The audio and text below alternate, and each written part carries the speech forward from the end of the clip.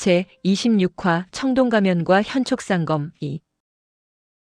양도가 무공 스승을 소개해주겠다는 얘기에 탕명은 별 기대 없이 물었으나 양도는 뭔가 대단한 얘기를 하려는 듯 탕명에게 바짝 다가앉았다. 내가 좋은 스승을 소개해주는 것은 어렵지 않지만 문제는 자네에게 있네. 내가 문제라고? 양 도사가 무슨 소리를 하려나 싶은 탕명이 귀를 쫑긋 세웠다. 무림의 사제관계는 부모와 자식과의 관계와 같지. 한번 맺어지면 평생 지속하는 것이야. 그야 당연한 소리지. 그래서 환생한 탕명이 전생의 사부인 선우무도를 유일한 스승이라 생각하는 것이다. 그런데요? 자네 정도면 제자로 삼을 만한 훌륭한 제목이지. 문제는 자네가 무림인으로 살다 보면 다른 사람과 칼질을 할 수밖에 없다는 것이지. 그것도 당연한 일이지.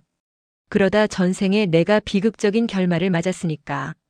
그래서요? 그렇게 되면 자연히 자네는 다른 문파의 무공을 흡수할 것이고 나의 사형 영감과 자네의 경우처럼 사제 간에 파국을 맞게 될 거란 말이야. 그러니 자네는 큰 문파의 제자로는 들어갈 수 없네. 큰 문파의 제자가 될 수 없다면 인류 고수가 되는 건 포기하란 소린가? 그럼 저는 어쩌라는 건가요? 무림의 규율에 구애받지 않는 사람에게서 무공을 배우는 게 답이지. 그게 누군데요? 양도가 백주 한 잔을 시원하게 들이키고는 눈을 가늘게 떴다. 내가 아는 사람 중에는 단연 최고 고수야. 그리고 의술에도 뛰어나셔 숭산파 장문을 비롯해 무림의 여러 고수를 치료해 주었기에 무림에서는 꽤 유명하시지. 최고 고수라고요? 그러나 탕명은 아는 사람 중 이란 말에 방점을 찍었다. 아무튼 최고 고수라는 말에 탕명은 적잖이 호기심이 생겼다. 숭산 소림궁의 독청 도인이라고 계시네. 그분이라면 무림의 규율 같은 것에 얽매이지 않는 분이시지. 네. 숭산 소림궁이라고요?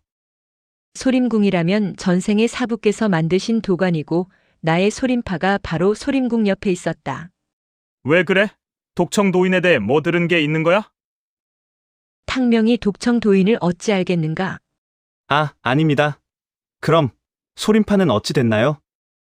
뭐? 소림파? 네. 소림파요. 소림궁 옆에 소림파가 있잖아요. 자네가 소림파를 어찌 알지? 독청 도인의 말로는 소림파는 이미 오래전에 없어졌다고 들었네만.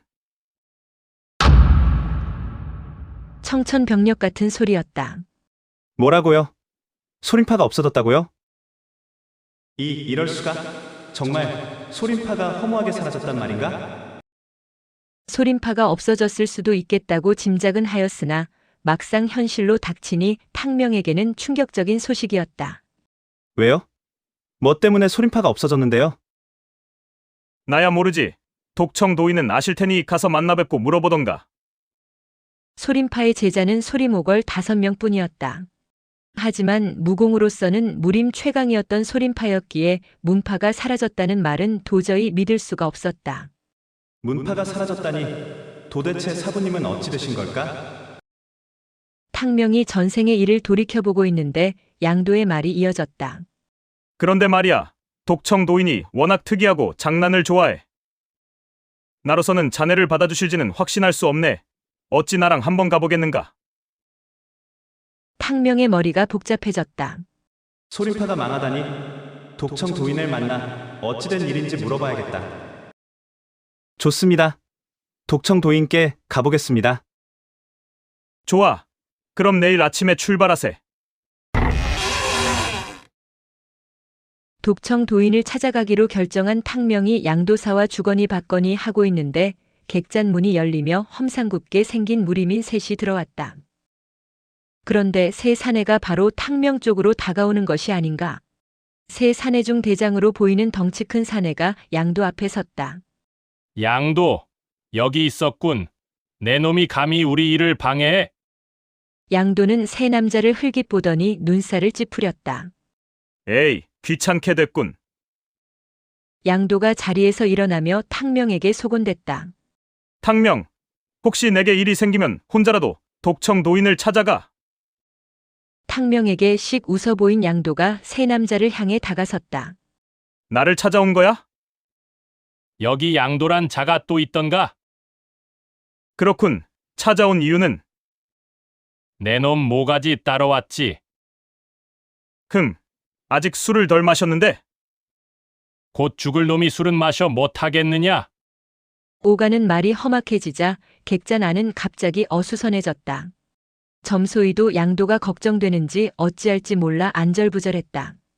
눈치 빠른 손님들이 하나둘씩 자리를 피해 객잔을 빠져나가려 하자 양도가 외쳤다. 여긴 좁으니 밖으로 나가자. 양도가 이렇게 말하고 앞장서서 나가자 세 남자도 순순히 양도를 따라 나갔다. 갑작스러운 상황에 당황한 탕명도 얼른 양도를 따라 나갔다. 양도가 넓은 공터에 자리를 잡자 세 사내 중 대장으로 보이는 사내가 불량스럽게 침을 퇴타고 뱉었다. 양도, 누가 시킨 거냐? 사실대로 말하면 곱게 죽여주지. 시끄럽고 그냥 시작해라. 내 놈이 청성파를 믿고 설치나 본데 어디 실력 좀 보자. 나만 믿어. 상대는 셋이었지만 양도의 표정에는 두려움이 없다. 사내 셋이 검을 뽑아들자 양도도 검을 뽑았다. 조금의 망설임도 없이 양도의 검이 세 놈을 향해 돌진했다.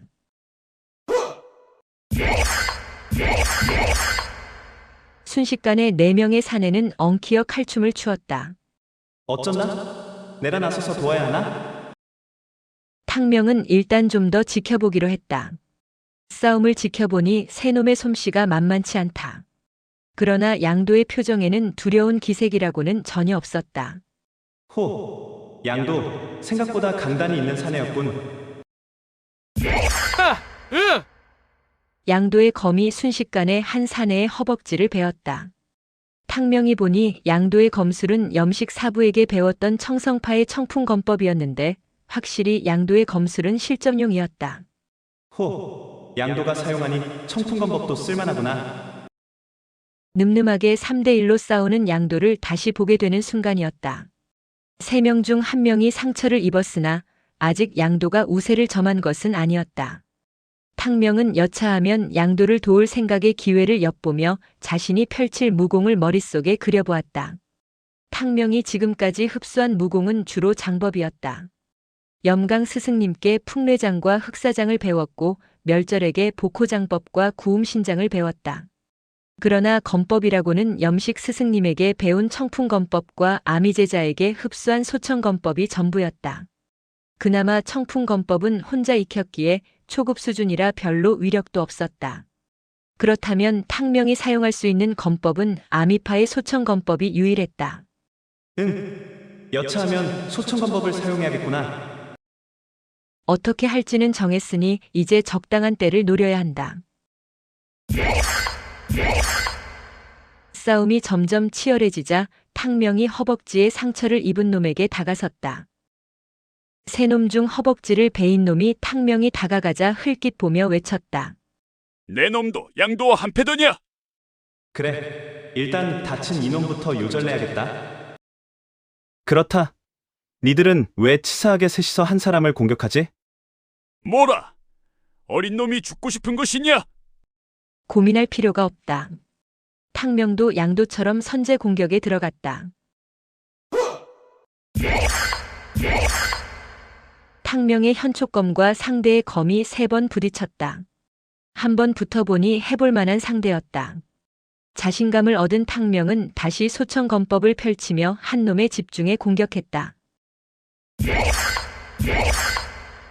그런데 몇 차례 검을 부딪혔는데도 희한하게도 탕명에게는 아무런 변화가 일어나지 않았다.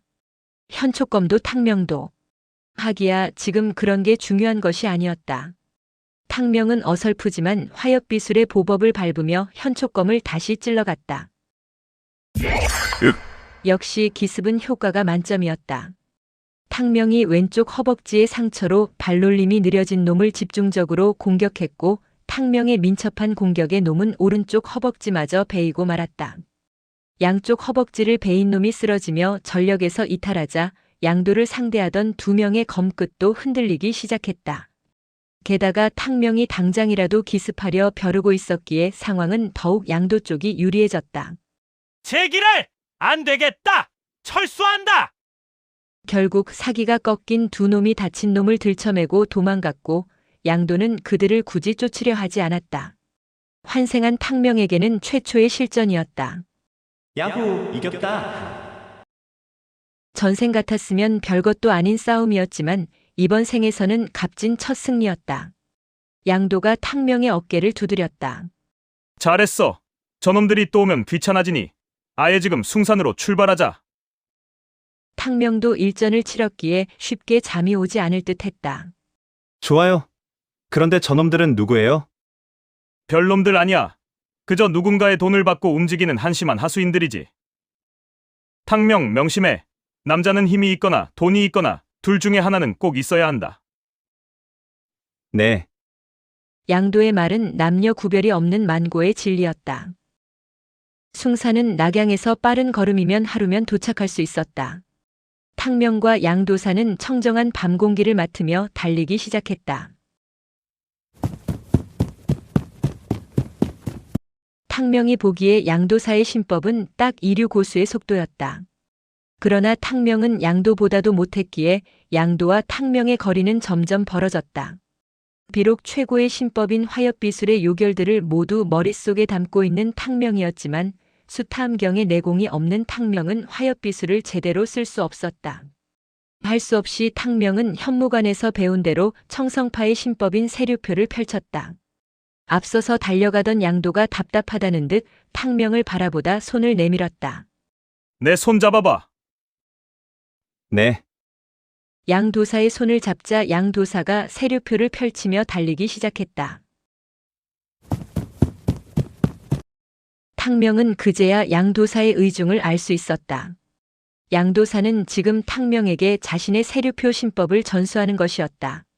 몸에서 땀이 나기 시작할 무렵 탕명의 진기가 끓어오르기 시작했다. 얼마 지나지 않아 탕명은 세류표를 제대로 펼치며 양도와 나란히 달릴 수 있었다.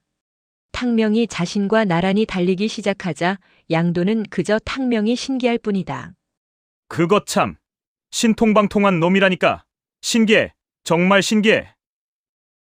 그렇게 양도와 나란히 달릴 수 있게 되자 한층 여유가 생긴 탕명이 양도에 대해 궁금했던 것을 물었다. 도사님. 그런데 그놈들이 왜 도사님을 노린 겁니까? 도사님은 낙양에서 무슨 일을 하시나요? 양도는 묘한 웃음을 흘렸다. 나는 청부업자이지. 예? 청부업자가 뭔데요? 돈을 받고 의뢰인이 요청한 일을 해결해주는 사람이지. 양도의 얘기는 탕명에게는 생소했다.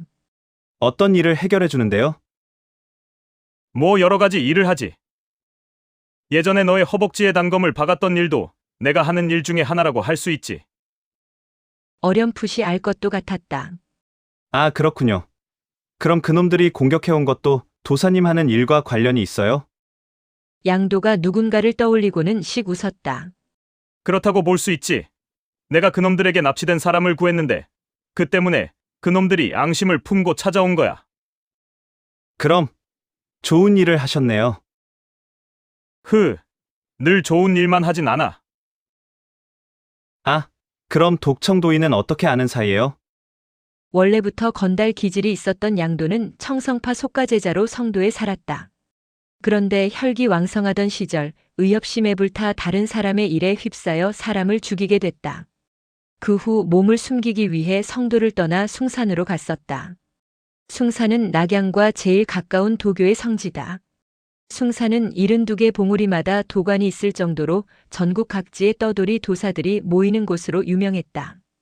갈 곳 없던 양도는 대충 아무 도관에 몸을 의탁할 요량으로 숭산을 찾아갔던 것이다.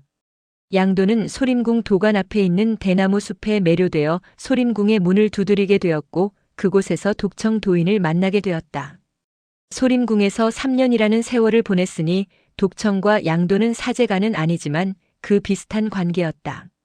그러나 양도는 자유분방한 자신의 습성을 버리지 못했다.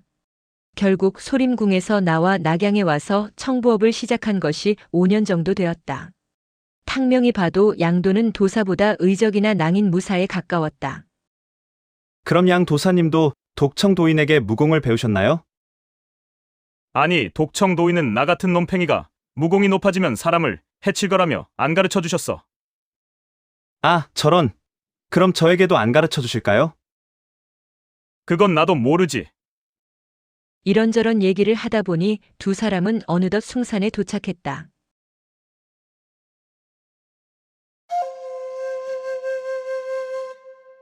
제 27화 독청도인 1. 숭산은 서쪽 소실산과 동쪽 태실산으로 나누어져 있고 산릉선이 동쪽에서 서쪽으로 일자로 누워있는 것이 마치 사람이 누워있는 형상과 같다. 모두 72개의 산봉우리가 있는데 최고봉인 연천봉은 소림파가 있었던 소실산에 있다. 탕명과 양도는 바로 소림궁으로 향했다. 양 도사의 말대로 소림궁 앞 멋진 대나무 숲은 여전했고 시원한 바람이 불 때마다 대나무 가지들이 부딪히며 청량한 소리를 냈다. 대나무 숲을 잠시 감상했을 뿐인데 양 도사가 왜 소림궁을 선택했는지 바로 알 것 같았다. 200여 년이 훌쩍 지났지만 탕명이 기억하는 소실산은 변함이 없었다. 좋다. 양도는 오랜만에 찾은 대나무 숲의 경치에 푹 빠져들었다. 아, 소림파. 탕명이 얼른 소림파가 있었던 곳으로 달려갔다. 없다. 흔적조차 없다. 분명 소림궁 옆에 소림파 건물이 있었는데 흔적조차 남지 않고 사라졌다. 소림파가 자리 잡았던 곳에는 온갖 나무가 무성하여 울창한 숲을 이루고 있었다. 이럴 수가. 탕명이 멍하니 숲을 바라보고 있자 양도가 다가와 물었다. 탕명, 왜 그래? 아, 아무것도 아닙니다. 이제 독청 도인을 만나러 가볼까? 네. 그래, 없어졌으면 다시 만들면 된다. 나 탕명이 다시 소림파를 세우리라. 처참한 현실을 확인한 탕명이 소림파의 재건이란 야무진 꿈을 꾸며 스스로 다짐했다. 그럼 소림궁은 어떤가? 역시 소림궁의 몰골도 말이 아니었다. 건물은 낡아서 군데군데 금이 가 있었고 다 썩은 문은 삐걱거렸다. 사람이 사는 흔적만 겨우 남아있는 정도였다. 그나마 간신히 독청 도인이 소림궁의 명맥을 잇고 있는 것이다. 독청 도인은 뭔가 내력을 알고 있겠지. 탕명은 빨리 독청 도인을 만나 물어보고 싶었다. 양 도사가 조금 열려있는 소림궁 문을 밀고 들어갔다. 양도 왔습니다. 양도가 소리치자 어린 동자 하나가 나오더니 물었다. 니십니까? 동자는 양도를 모르는 듯 보였다. 너 새로 온 동자구나. 나는 양도라고 한다. 독청 도인 계시냐? 오늘 숭안궁에서 기원제가 있어 가셨습니다. 또 술 얻어 드시러 가셨군. 탕명, 여기 앉아서 기다려보자. 주위를 둘러보니 소림궁에 사는 사람은 독청 도인과 동자뿐인 것 같았다. 전생에 사부님이 소림궁을 만드셨을 때만 해도 수십 명의 도사로 북적거렸던 소림궁이다. 일반적으로는 이런 명당 자리에 도관이 자리를 잡고 200년이 흘렀으면 크게 번성했어야 했다. 하지만 이게 무슨 꼴인가? 소림파만 없어진 게 아니다. 소림궁도 도관으로서 존재 가치가 없어 보였다. 제기랄, 엉망이 됐군. 양 도사님, 사람이 안 보이는데 이곳은 독청 도인과 동자뿐인가요? 내가 처음 왔을 때만 해도 도사가 몇 명 있었는데 지금은 모두 떠난 모양이군. 그렇다면 몇 년 사이에 더 초라해진 것이다. 한참을 기다려 날이 어두워질 때가 돼서야 소림궁의 문이 열렸다. 60세쯤으로 보이는 키가 작은 노인이 들어서자 양도가 꾸벅 인사를 했다. 저 왔습니다. 양도는 키가 크고 건장한 체구였기에 상대적으로 노인은 더 왜소해 보였다. 노인의 얼굴이 붉은 것이 양도의 말대로 술을 제대로 얻어먹은 모양이다. 얼굴이 불그레한 노인이 탕명을 흘깃보더니 트림을 시원하게 했다. 양도, 웬일이지? 또 사고라도 쳤어? 노인의 표정은 해맑기까지 해서 오히려 친근한 느낌을 주었다. 제 나이가 몇인데 사고를 치겠습니까? 그저 도사님 보고 싶어 왔지요. 그럴 리가? 노인은 개슴츠레한 눈으로 탕명을 보더니 물었다. 양도, 짐은 왜 달고 왔지? 노인이 자신을 짐짝 취급하니 어이가 없는 탕명이다. 그래, 일단 두고 보자. 탕명이 머리가 땅에 닿을 만큼 허리를 굽혀 인사를 했다. 탕명이라 합니다. 그러자 노인도 탕명에게 꾸벅 허리를 굽히며 인사했다. 난 독청이라 한다. 이상한 노인이다. 반말하면서 어린 탕명에게 허리를 굽혀 인사를 하다니. 좀 괴상한 노인이란 생각이 들었지만 양도는 노인의 행동에 익숙한 듯 말했다.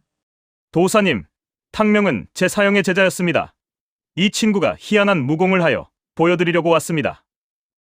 희한한 무공이라고? 네, 아마 보시면 깜짝 놀라실 겁니다. 노인은 희한한 무공이라는 말에 눈을 개슴츠레 뜨며 탕명을 다시 찬찬히 훑어보았다. 그래, 어디 해봐. 노인이 관심을 보이며 툇마루에 걸터앉자 양도가 탕명에게 눈짓을 하고는 마당에 내려섰다. 탕명, 현촉검을 꺼내봐. 양도는 탕명이 아미에서 검법을 배웠다는 것을 알고 있어서 오늘은 장법이 아닌 검법을 독청 도인에게 보여주려 하는 것이다. 탕명이 현촉검을 꺼내들자 양도도 자신의 검을 뽑아들었다.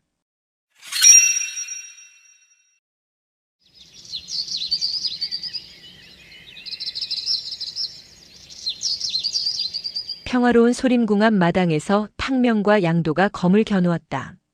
자, 일단 청풍검법을 펼치거라. 네, 간다.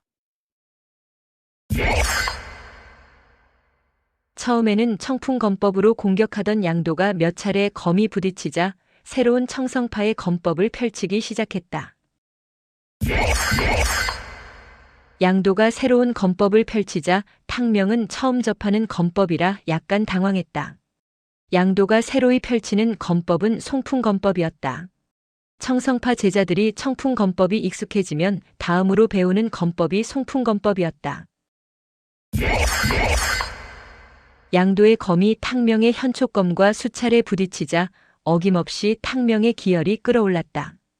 현촉검과 탕명의 두 눈은 붉게 물들기 시작했다.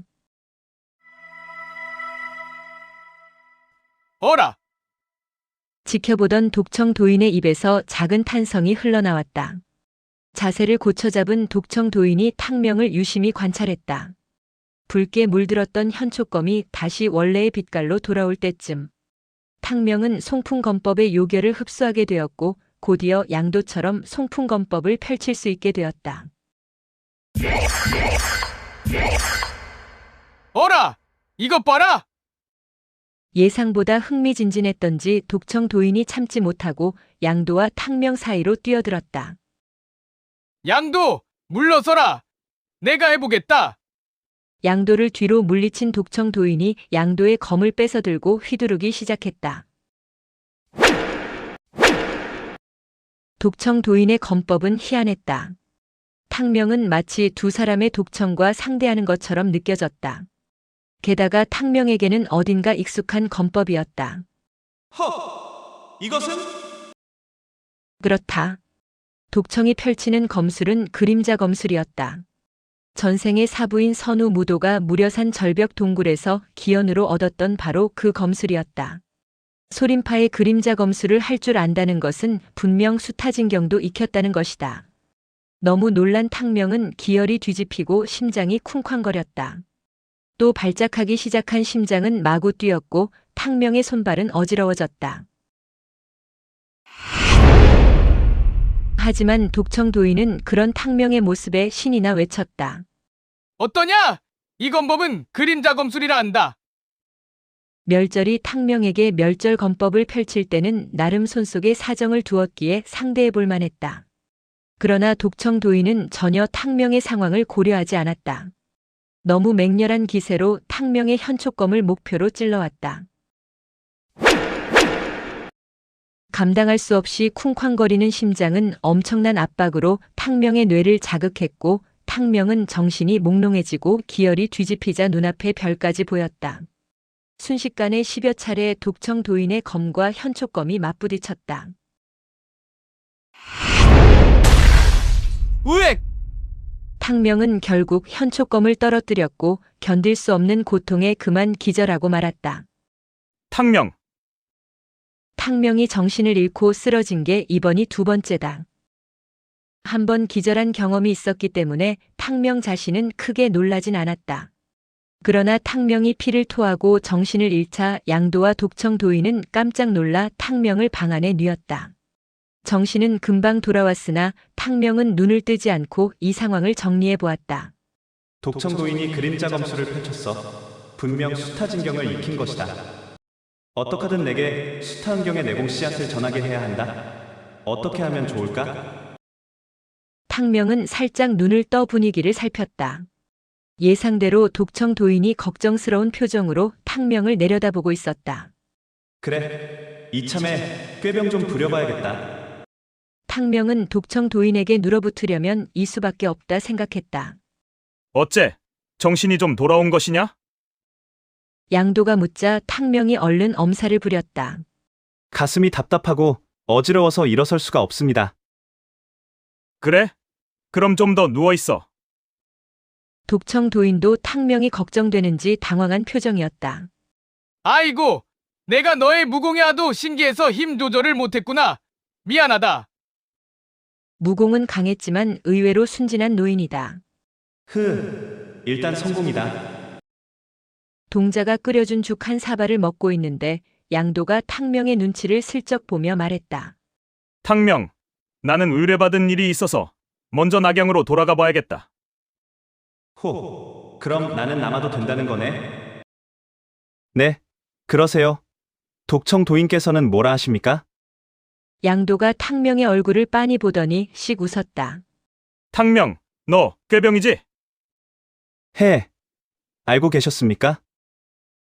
암튼 잘했다. 내가 너에 대해 도인께 설명했다. 내가 보기에 도인께서 당장 너를 내치지는 않을 거다. 앞으로의 일은 너에게 달렸다. 감사합니다, 양 도사님. 도사는 무슨, 앞으로는 그냥 양형이라 불러. 사람 좋게 웃는 양도는 약간 건달기가 있지만 분명 호인이었다. 이곳까지 이끌어준 양도는 탕명에게는 은인이다. 그래, 사람의 심성이 중요한 거야. 이 정도 사람이라면 호영호재할 만하지. 비록 10살 넘게 차이가 났지만 탕명은 200년 전 사람이었기에 양형이라 부르기가 좀 어색했다. 양형.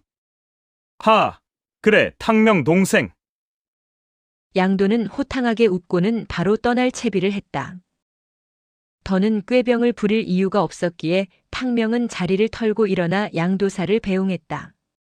후, 고즈넉한 대나무 숲의 향기를 한껏 들이킨 양도가 씩 웃었다.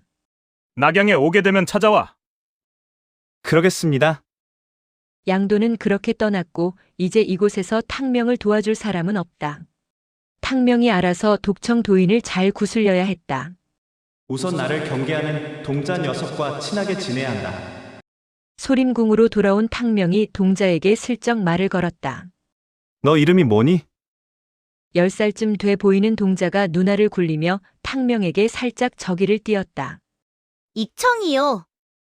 독청, 익청, 청자 돌림인가? 난 탕명이라고 해. 앞으로 잘 부탁한다. 여기서 살기로 했나요? 도사님께서는 별 말씀 없으셨는데요? 응. 아직 정해진 건 아니고. 근데 도사님은 어디 가셨냐? 아침 일찍 나가셨는데 어디 가셨는지는 모릅니다. 원래 한번 나가시면 며칠씩 안 돌아오실 때도 많습니다. 하기야 독청 도인이 동자한테 일일이 보고하고 다니지는 않을 것이다. 해가 질 때쯤 되어서야 독청 도인이 돌아왔다. 어째 몸은 좀 괜찮아졌냐? 네. 많이 좋아졌습니다. 피를 토했는데 별 이상이 없다니 참으로 신기하군. 아무튼 다행이야. 내가 약을 다려줄 테니 마셔보게. 네. 독청을 따라가니 손바닥만 한 약초를 다리기 시작했다. 약초에 일가견이 있는 탕명이었기에 단박에 그것이 산삼인 것을 알아볼 수 있었다. 산삼까지 다려준다니 일이 잘 풀리겠는데? 아무것도 모르는 척 그저 독청 도인이 건네주는 약사발을 받아 일단 한 모금 마셔보았다. 맛이 엄청나게 쓴 것이 제대로 된 놈을 다렸다. 탕명은 속으로 얼씨구나 하며 약사발을 들이켰다.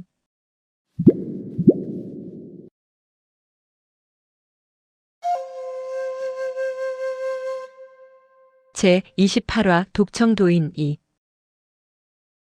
카. 약사발을 들이키는 탕명을 신기한 듯 살펴보던 독청이 물었다. 그래, 나를 찾아온 이유가 무공을 배우려는 것이라고? 캑캑. 갑자기 훅 들어온 질문에 목에 사례가 들었다. 그렇습니다. 탕명은 뭐라 더 얘기를 덧붙이고 싶었으나 딱히 뭐라 해야 할지 생각이 나지 않았다. 양도에게 그간의 사정은 들었다. 참으로 신기하군. 손 좀 줘봐.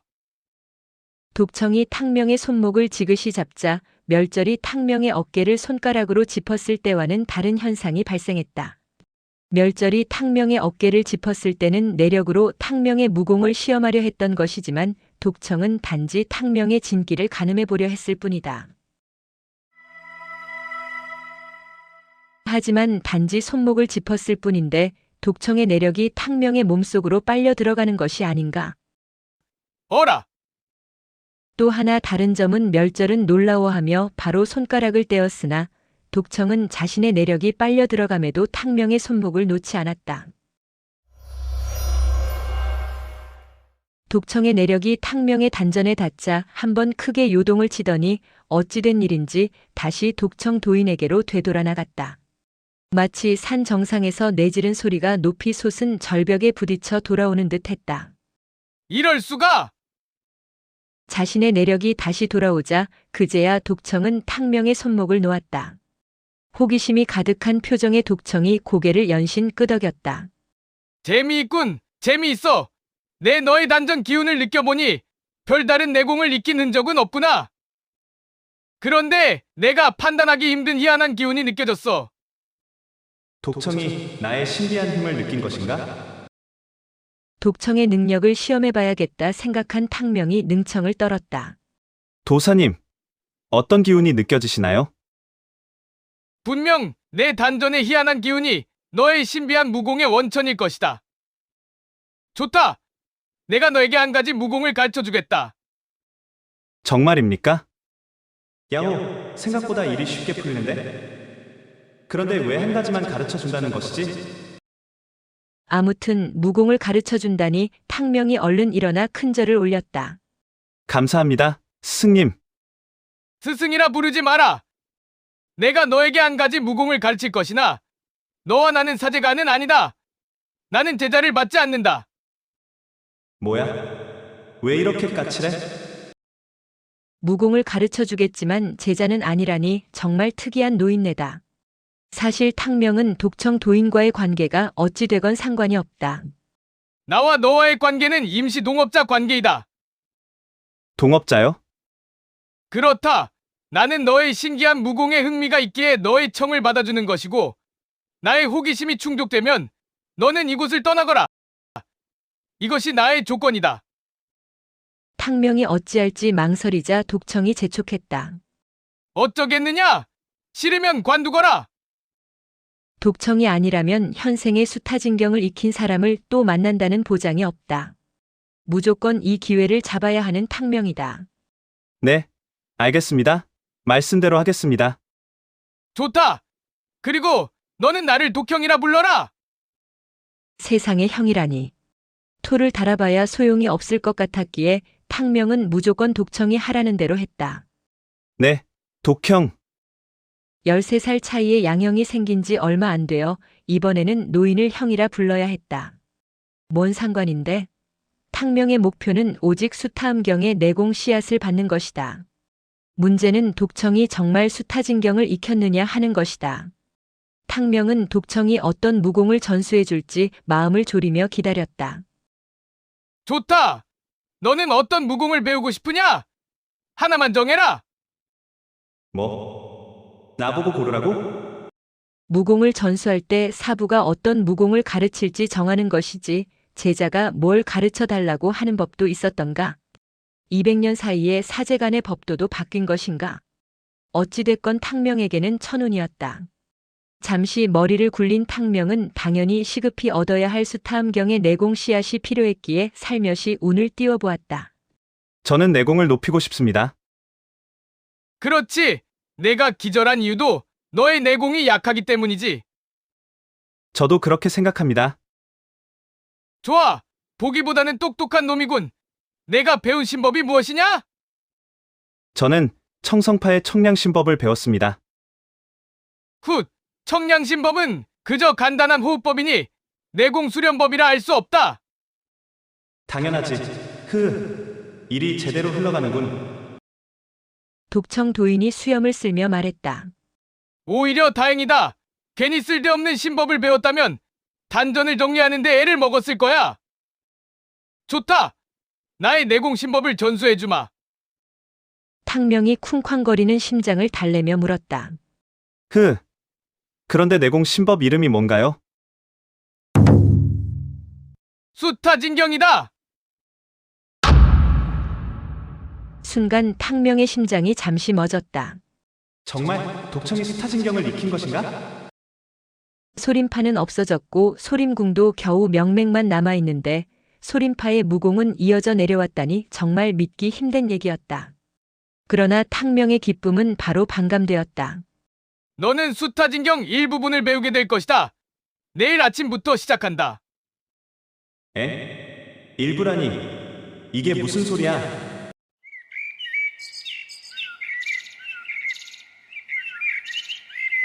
다음 날 아침, 독청은 가부좌를 틀고 앉아 자신이 전수해줄 무공에 관해 설명하기 시작했다. 지금부터 내가 배울 신법은 수타진경의 신법 중 일부분이다. 일부분이요? 그렇다. 이 수타진경은 참으로 대단한 무공이지. 다만 안타까운 것은 내가 수타진경의 요결을 전부 알고 있지 못하다는 것이다. 탕명의 심장이 쿵 하고 떨어졌다. 이 수타진경은 200년 전 소림파를 창건하신 선우무도라는 선조께서 소림궁에 전수한 무공이다. 그러나 현재는 그 중에 일부분만이 전해 내려오고 있다. 일부분뿐이라니. 독청의 말에 탕명은 무척 실망했다. 사실 탕명도 전생에 수타진경을 전부 전수받은 것은 아니었다. 그러나 탕명이 전수받은 수타진경의 요결은 머릿속에 그대로 남아있기에 독청 도인이 알고 있는 부분과 겹치지 않는 것도 있을 것이다. 탕명의 얼굴에서 실망한 표정을 읽었는지 독청이 희망을 북돋워 주었다. 나는 이미 늙었지만 너는 아직 창창하니 내가 운이 닿는다면 나머지 요결도 얻게 되기를 바란다. 이건 또 무슨 소리인가? 나머지 요결을 찾는 게 가능한가요? 그럴 수도 있다. 선우 무도에게 제자가 5이 있었다고 한다. 그러니 어딘가에 나머지 요결을 아는 사람이 있을 것이다. 난 또 무슨 얘기라고. 내가 바로 그 5 중 한 명이야. 그리고 독청은 뭔가 얘기하려다 말을 삼켰다. 암튼 수타진경은 대단한 무공이지만 특이한 것은 사람마다 익히는 속도나 깊이가 다르다는 것이다. 그거야 당연하지. 어떤 이는 수년이면 익힐 것이고 또 어떤 이는 평생 수련해도 익히지 못한다. 그랬다. 소림 오걸이 똑같이 수타진경을 수련했으나 성취한 바는 제각기였다. 탕명이 아무것도 모르는 척 물었다. 그건 왜 그런가요? 나도 정확히는 모른다. 수타진경이 천축국에서 온 것이라 우리가 이해하기 힘든 면이 있다. 독청의 말이 길어지자 탕명은 슬슬 조급해지기 시작했다. 독청 형님, 얼른 시작해줘. 탕명의 마음을 모르는지 독청은 자신의 말을 계속 이어갔다. 모름지기 무공을 익힐 때 조급하면 아무것도 이룰 수 없다. 내 마음을 들여다봤나? 우선 내가 요결을 암송하면 따라해라. 네. 조신하게 대답한 탕명은 독청이 알고 있는 수타진경의 요결이 어디까지인지를 곧 알게 되리라 기대하였다.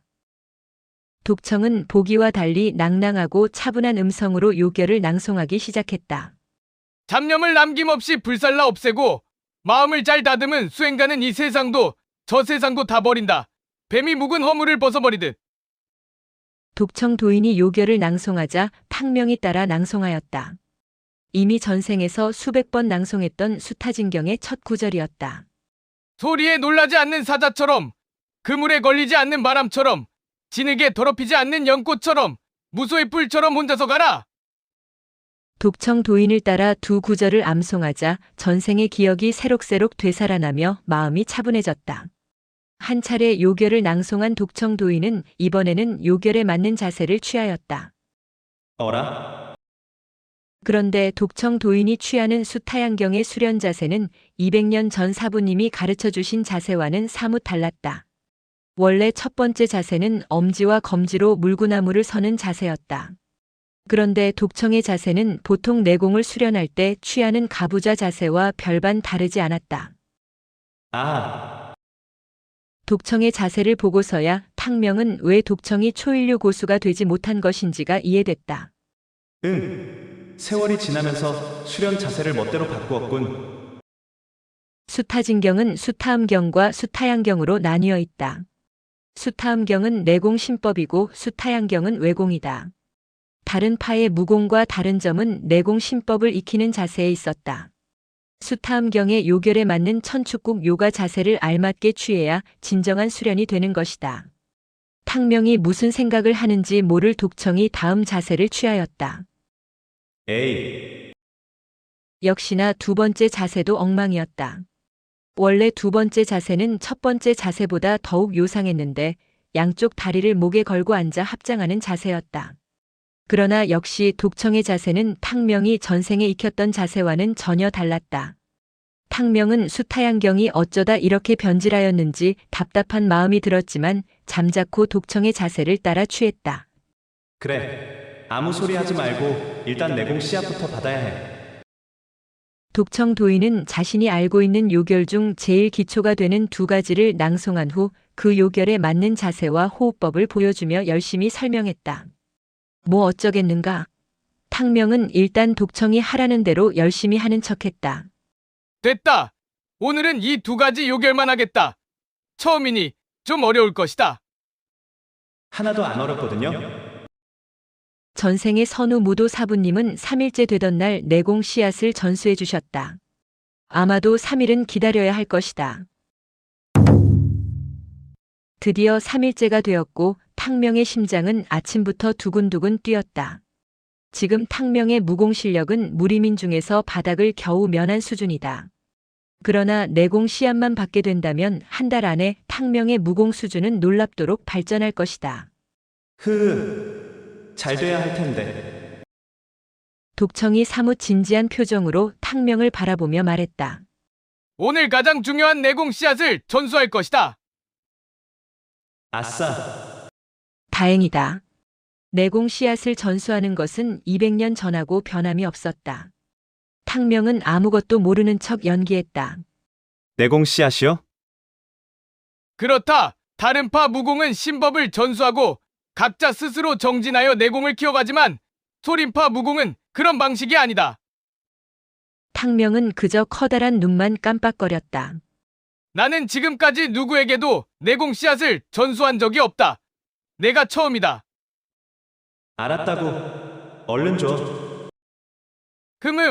그래서 잘 될지 확신할 수 없다. 뭐? 어휴. 괜찮다. 독청이 잘못하면 탕명이 알려줄 수도 있다. 이렇게 되면 일이 복잡해지는데? 탕명은 일단 독청이 성공하기만을 바랄 뿐이었다. 탕명을 방으로 데리고 간 독청이 가부좌를 하고 탕명과 마주 앉았다. 자, 이제 시작한다. 탕명은 가부좌를 틀고 앉아 눈을 감고 독청에게 온전히 몸을 맡겼다. 누워라. 누우라고요? 그렇다. 천장을 보고 반드시 누워라. 이게 무슨 소리야?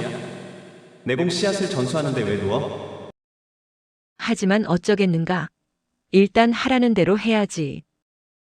탕명이 반드시 눕자 독청 도인이 자세를 잡고 탕명의 아랫배에 오른손을 올려놓았다. 헉! 전생의 기억이 아직도 생생한 탕명이다. 여자였던 탕명으로서는 아무리 노인이고 스승이지만 남자의 손이 자신의 아랫배를 더듬자 온몸에 힘이 잔뜩 들어가며 식은땀이 나기 시작했다. 왜 이래? 힘 빼. 탕명도 그러고 싶다. 하지만 온몸의 세포들은 놀라 자빠질 지경이다. 그래. 내 몸이 아니라고 생각하자. 흡.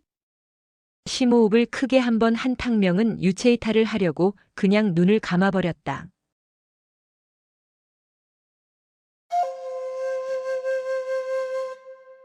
제 29화 수타진경 1.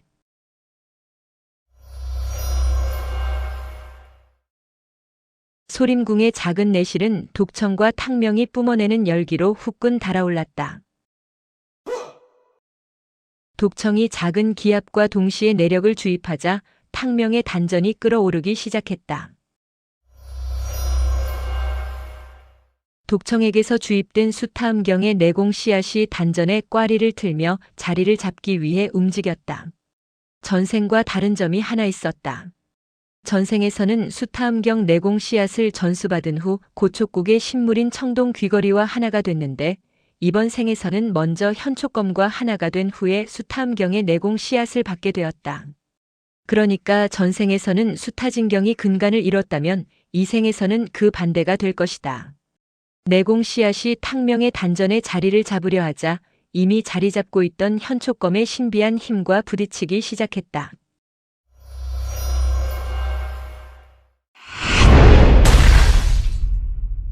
탕명의 단전에서 서로 누가 주인인지를 놓고 겨루는 형국이었다. 탕명의 두 눈이 붉게 물들어갔지만 눈을 감고 있었기에 독청은 탕명의 변화를 알지 못했다. 오히려 다행이었다. 붉게 변한 탕명의 눈을 보면 독청 도인의 진기가 흔들릴 수도 있다. 아, 불안해. 과연 어찌 될까? 탕명은 두 눈을 꼭 감고 부디 두 진기가 하나가 되기를 간절히 빌었다. 한참이 흘렀다. 힘이 딸리는 것인가? 독청 도인의 입에서 작은 신음이 새어나왔다. 이러면 안 되는데.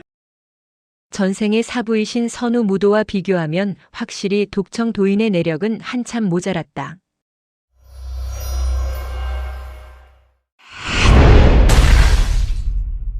그렇게 독청과 탕명은 절정의 순간으로 치닫고 있었다. 독청이 고비를 잘 넘겨야 한다.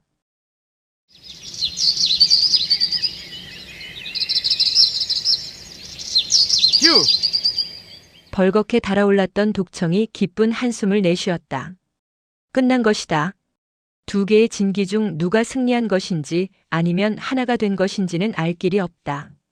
중요한 것은 끓어오르던 진기가 가라앉았고 수타음경의 내공 씨앗이 단전에 자리를 잡았다는 것이다. 휴! 생각보다 힘들군. 얼마나 힘들었는지 독청 도인이 고개를 절레절레 저었다. 앞으로는 다신 하지 않으련다.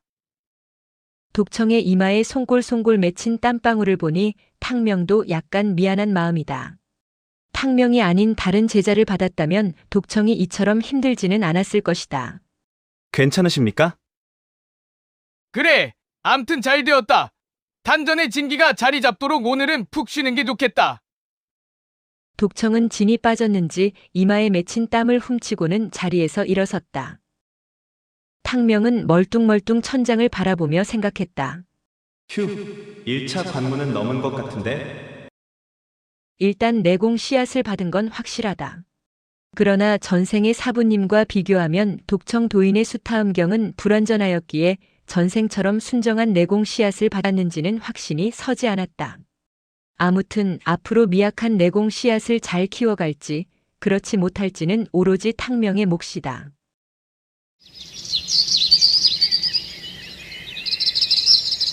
그렇게 하루가 지났다. 우려와는 달리 다음 날이 되자 단전의 진기가 서서히 응축되는 것을 느낄 수 있었다. 내공 씨앗이 제대로 자리 잡은 것을 확인한 독청 도인은 수타음경의 나머지 요결을 전수하기 시작했다. 그렇게 요상하게 변질된 독청의 수타음경을 습득하며 소림궁에서 생활한 지 10여일이 지났다.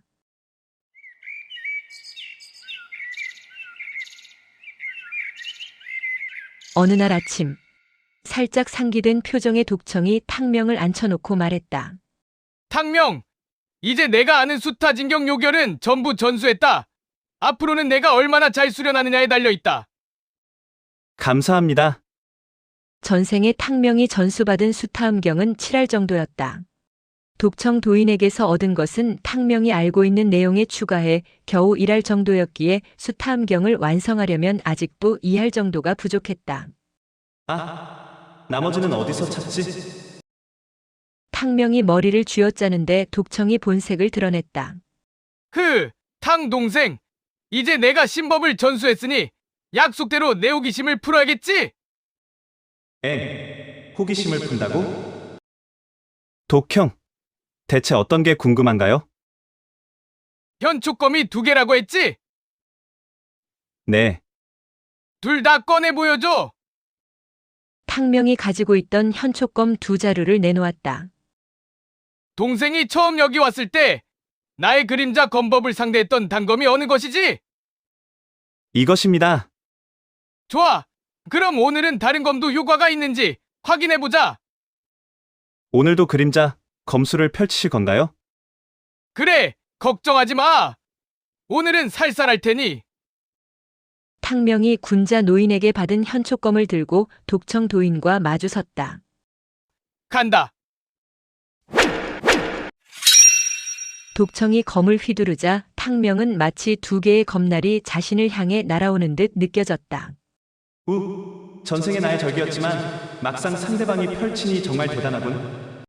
전생에서는 자신이 완벽히 펼쳤던 그림자 검술이지만 아직 머릿속에 있는 그림자 검술을 몸에 체득하지 못한 상태였다. 그렇기에 탕명이 독청의 검을 막는 것이 아니고 독청의 검날이 알아서 탕명의 현촉검에 부딪혔다. 수차례 검날이 부딪히자 역시 기열이 끓어오르기 시작하였고 현촉검과 탕명의 2눈이 붉게 물들었다. 2눈이 붉게 변한 것을 본 독청이 얼른 검을 거두었다. 독청이 검을 거두자 탕명의 눈도 서서히 정상으로 돌아왔다. 어때? 나의 검수를 흡수했느냐? 어디 펼쳐봐. 독청이 탕명에게 자신의 검을 건네주었다. 탕명은 몇 가지 초식을 펼칠 수 있었으나 독청과 겨루었던 시간이 너무 짧아서인지 펼칠 수 있는 초식은 3개뿐이었다. 오, 대단해!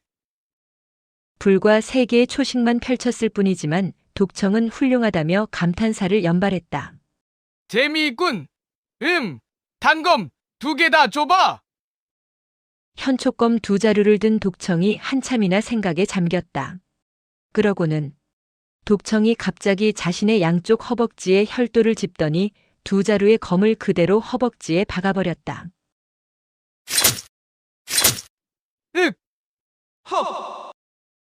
탕명은 너무나도 갑작스러운 독청의 행동에 깜짝 놀랐으나 정작 독청은 흥미롭다는 표정이었다.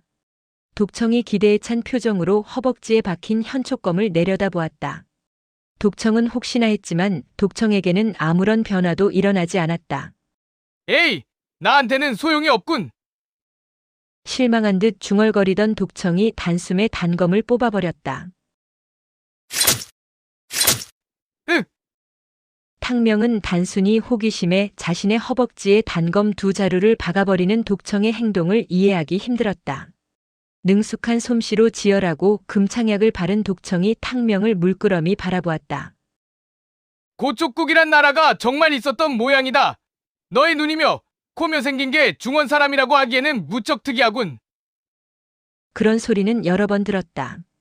당무적과 당소소가 왕눈이라고 불렀던 것도 그렇고. 독형, 이제 궁금한 것이 풀렸습니까? 아직. 또 무엇이 궁금한데요? 양도와 취설루에서 낯선 무사들과 싸웠을 때는 아무런 변화가 없었다고 했지? 네. 저도 그것이 이상했어요. 왜 그랬을까? 왜 그랬을까요? 야, 너도 생각이란 것을 좀 해봐. 내가 물었잖아. 아, 네. 그러고 보니 참 이상한 일이었다. 취선루에서 칼질했던 무사들도 분명 무리민인데 왜 그들의 무공은 흡수가 안 됐을까? 혹시 뭐? 혹시 그자들의 무공은 배울 가치가 없어서가 아닐까요? 배울 가치가 없다고? 네. 그자들의 무공은 그다지 마음에 들지 않았습니다. 누구 마음에 안 들었다는 것이냐? 제 마음이요. 야, 그럼 사내가 계집 고르듯이 상대의 무공이 마음에 들어야 너의 신비한 능력이 움직인다는 것이냐? 독청이 버럭 소리를 지르자 탕명은 괜히 주눅이 들었다. 저는 독형이 생각을 해보라 해서 그저 생각해낸 것입니다. 소리를 버럭 질렀던 독청이 잠시 후 고개를 끄덕였다. 어쩌면 그럴 수도 있겠군. 이렇게 신비한 무공이 상대의 무공을 가려서 흡수한다고 그게 뭐가 이상하겠어? 독청이 씩 웃었다. 내 말이 맞을 수도 있겠다.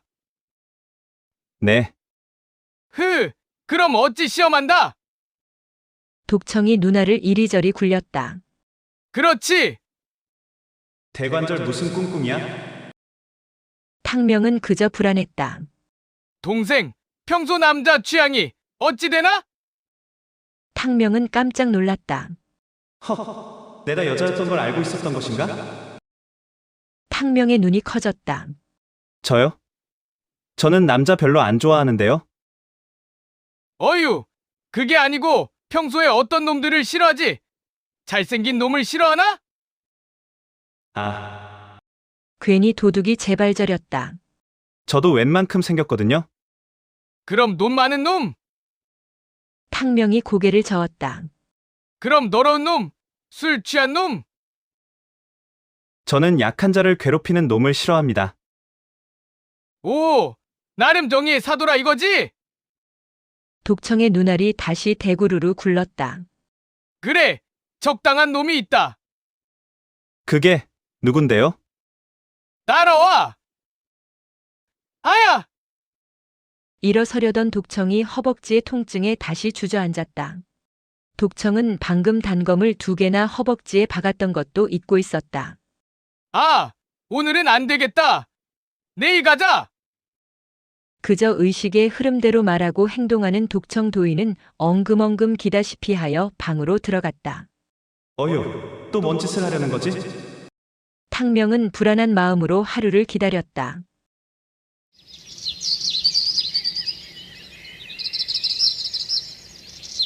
불과 하룻밤 사이에 독청은 생생한 모습으로 나타났고 아침밥을 먹자마자 서둘렀다.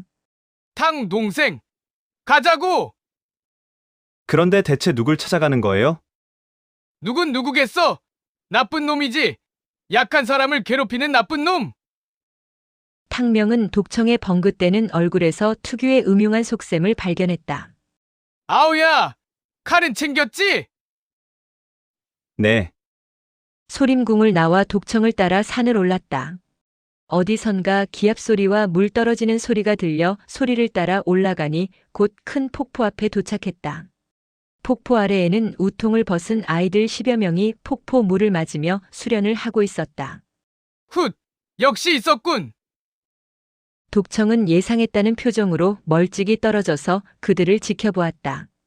탕명이 보니 아이들은 13세가량으로 보였고 30살쯤 먹어 보이는 사내가 아이들을 훈련시키고 있었다. 그런데 차가운 폭포수를 맞는 것이 무슨 훈련인가? 훈련이라기보다는 벌을 받는 것처럼 보였다. 야, 이놈들아, 똑바로 안 해?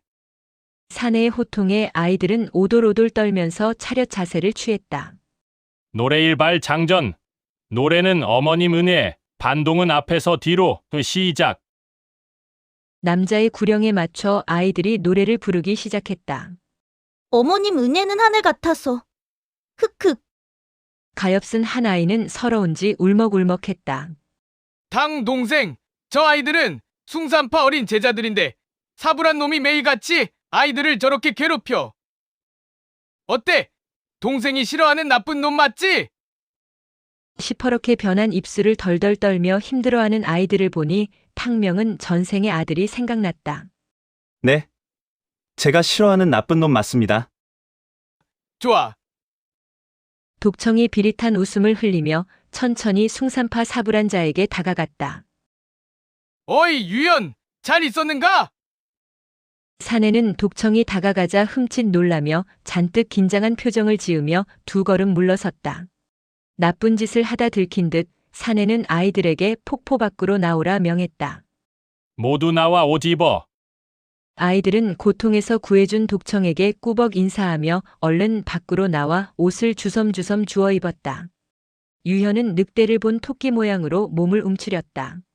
독청으로부터 빠져나갈 궁리를 하는 듯 보였다. 흐흐, 독청도인, 안녕하셨습니까? 두 사람은 구면인 게 분명했고 유현은 독청에게 쓴맛을 본 적이 있는 듯 피하려는 기색이 역력했다. 왜? 벌써 가려고? 하던 거 계속하지? 헤헤, 아닙니다. 이제 막 돌아가려던 참입니다. 벌써? 유현은 애꿎은 아이들에게 호통을 쳤다. 뭐해, 얼른 옷 입어. 독청이 애써 부드러운 표정을 짓고는 물었다.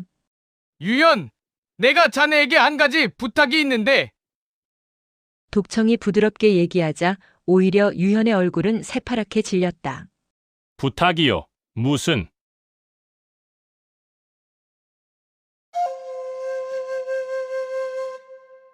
제30화 수타진경 2 부탁이 있다는 독청의 말에 유현이 잔뜩 공포에 질린 얼굴을 하자 독청이 희죽 웃었다. 별거 아니야. 내가 제자, 아니 동생이 한 명 생겼는데 자네가 내 동생과 한번 열어주게. 네, 독청의 요구에 놀란 유현이 탕명을 힐끗 쳐다보았다. 제가 왜요? 내가 검수를 가르쳤는데 진전이 있나 보려고. 유현이 영 내켜하지 않자 독청이 누나를 부라렸다. 왜? 싫어. 싫다기보다. 좋아. 자네가 이기면 숭산파 장군에게 얘기해서 자네가 원하는 보직으로 바꿔주지. 독청의 말에 유현의 얼굴에 화색이 돌았다. 정말입니까? 당연하지. 다만 자네가 이겨야 하네. 유현은 견적을 뽑아보려는 듯 탕명을 다시 이리저리 훑어보았다. 탕명이 만만해 보였는지 유현이 한 발 앞으로 나섰다. 뭐로 겨뤄야 합니까? 유현은 어느 정도 자신감이 생긴 듯 보였다. 검술. 당연히 숭산파 검술로 겨뤄야지. 좋습니다. 대신 약속은 꼭 지키셔야 합니다. 당연하지. 사실 유현은 나이가 꽤 찬 선임 제자였지만 품행이 좋지 못해 장문이 눈밖에 났다. 그래서 주요 보직에서 밀려나 몇 년째 아이들 관리를 맡고 있었는데 자기 못난 건 생각 안 하고 그저 울분을 아이들에게 풀고 있었다. 독청이 한쪽으로 탕명을 데리고 가더니 말했다. 어때? 해볼 만하겠냐? 탕명도 슬쩍 유현을 훑어보았다. 속가 제자가 아닌 30대 숭산파 진산 제자라면 양도보다도 무공이 강할 것이다. 하지만 탕명은 이미 예전의 탕명이 아니었다. 한번 해보겠습니다. 좋아. 수타음경 내공 씨앗을 받고 난 후 자신을 시험해볼 좋은 기회이기도 했다. 그리고 여기까지 왔는데 못하겠다고 할 수 있겠는가? 탕명은 지금까지 습득한 무공들을 신법, 검법, 보법, 장법 순으로 나열해보며 나름 유연을 상대할 작전을 짜보았다. 습득된 청성파 무공은 청량신법, 청풍검법, 송풍검법, 세류표, 풍례장, 흑사장, 최심장, 아미파 무공으로는 소청검법, 복호장법, 구음신장, 그리고 되찾은 소림파 무공은 수타진경 일부와 그림자 검술 3초식이었다. 사용할 수 있는 검법은 청풍검법, 송풍검법, 소청검법, 그리고 그림자 검술이 있구나. 어떤 검법을 쓰면 좋을까? 고민하는 탕명이 영 못 믿어온지 독청이 슬며시 작전을 알려주었다. 동생, 처음에는 아미파 소청검법을 사용해서 저 녀석의 무공이 흡수되는지 확인해. 다음에 양도에게 배운 송풍검법을 몇 초씩 사용해. 탕명이 고개를 끄덕이자 독청은 다음 단계 작전을 설명했다. 검법이 바뀌면 저놈이 흔들릴 테니까 그때 나한테 흡수한 그림자 검술 3초씩을 연달아 사용해. 그게 결정타야. 알겠지? 네, 형님. 독청의 작전은 탕명이 머릿속으로 그리던 작전과 정확히 일치하였다. 탕명이 현촉검 2자루를 손에 쥐고 나섰다. 바야흐로 현촉상검이 첫 실전에 임하는 것이다. 나름대로 각오를 다진 유현도 진지한 얼굴로 검을 뽑아들고 탕명 앞에 섰다. 단순 비무이니 상대를 상하게 하지 마라. 자, 시작! 와, 비무다. 독청이 비무의 시작을 알리자 숭산파 어린 제자들도 한쪽에 나란히 서서 흥미롭게 비무를 지켜봤다. 탕명은 우선 소천검법을 펼치며 수비에 최선을 다했다. 낙양에서 소림궁까지 오면서 양도에게 세류표를 배운 게 신의 한 수였다. 한결 발걸음이 빨랐다. 현란하게 움직이는 탕명의 발놀림에 유현은 적잖이 놀란 표정이다. 그러나 유현도 20여 년 가까이 숭산검법을 익힌 정통 진산 제자였다. 탄탄히 훈련된 하체의 안정성과 검날의 날카로움은 낙양 취선로에서 상대했던 무사들에 비하면 몇 단계 높은 고수였다. 두 번째 접전이 벌어졌으나 이상하게도 현촉검에는 아무런 변화가 없었다. 어라? 정말 현족검이 사람을 가리는 것일까? 독청의 표정을 보니 탕명과 같은 생각을 하는 것 같았다. 독청이 검법을 바꾸라 눈짓했다. 아, 그렇지. 이번엔 송풍검법이다. 탕명이 자세를 바꿔 송풍검법을 펼치자 독청의 예상대로 흠칫 놀란 유현의 보법이 흔들리기 시작했다. 이때다. 탕명은 기회가 왔음을 직감하고 독청 도인의 그림자 검술 세 초식을 연달아 꽂아 넣었다. 그림자 검술이 어떤 검술인가? 하나의 검이 두 개의 검처럼 펼쳐지는 검법이다. 유현은 자신에게 뻗어오는 두 개의 검날에 깜짝 놀라 순간 자세가 흐트러졌고 벼락같이 자신에게 쏟아지는 두 번의 초식은 겨우 막아냈지만 세 번째 초식은 결국 막지 못했다. 이런! 유현의 짧은 탄식과 함께 탕명의 단검이 어느새 유현의 목에 닿았다. 탕명의 무공 실력은 확실히 진일보해 있었다. 숭산파 어린 제자들이 탕명의 검술에 환호성을 날렸다.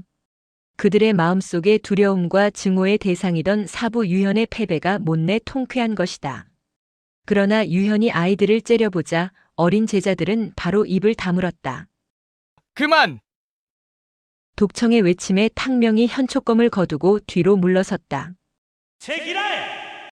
탕명을 이겨 보직을 바꾸려던 유현의 부푼 꿈은 일장춘몽이 됐다. 그뿐만 아니라 제자들 앞에서 망신만 당한 꼴이 되자 유현의 얼굴이 불그락푸르락했다. 목적을 달성했으니 유현이 어찌됐건 독청이 알 바가 아니다. 유연! 수고했네! 그리고 아이들 괴롭히다 또 내 눈에 띄면 아주 아작을 내줄 거야! 알아먹었지? 네! 유현을 한 차례 노려본 독청이 소림궁을 향해 몸을 돌렸다. 탕명! 가자! 그렇게 벌레 씹은 표정의 유현을 남겨두고 소림궁을 향해 걸어가던 독청이 탕명을 보며 물었다. 참! 희한하네! 무공이 스스로 사람을 가려 동작하다니! 아우야! 정말 아무런 느낌이 없었어? 황당하기는 탕명도 마찬가지였다. 네. 아무런 느낌이 없었습니다. 습득된 무공도 없고요. 신기해! 정말 신기해!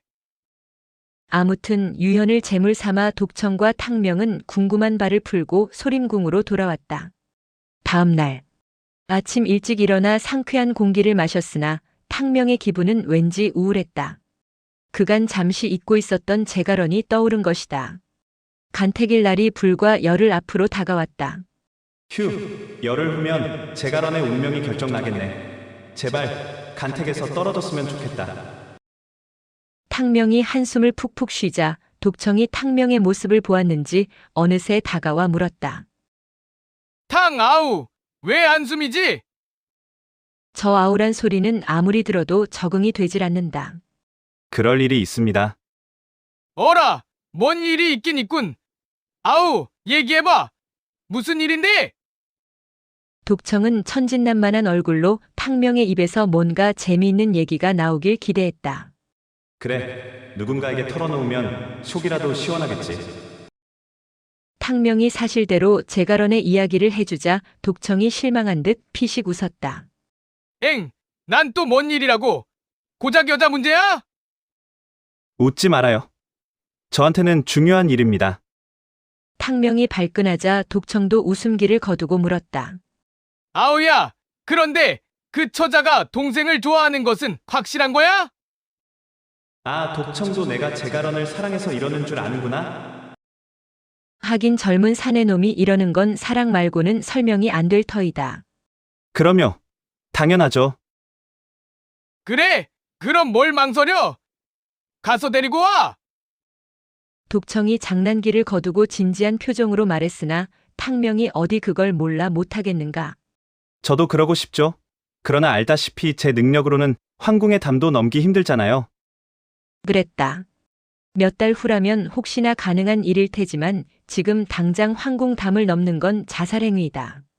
독청이 탕명을 안쓰럽다는 표정으로 바라보다 고개를 좌우로 흔들며 중얼거렸다.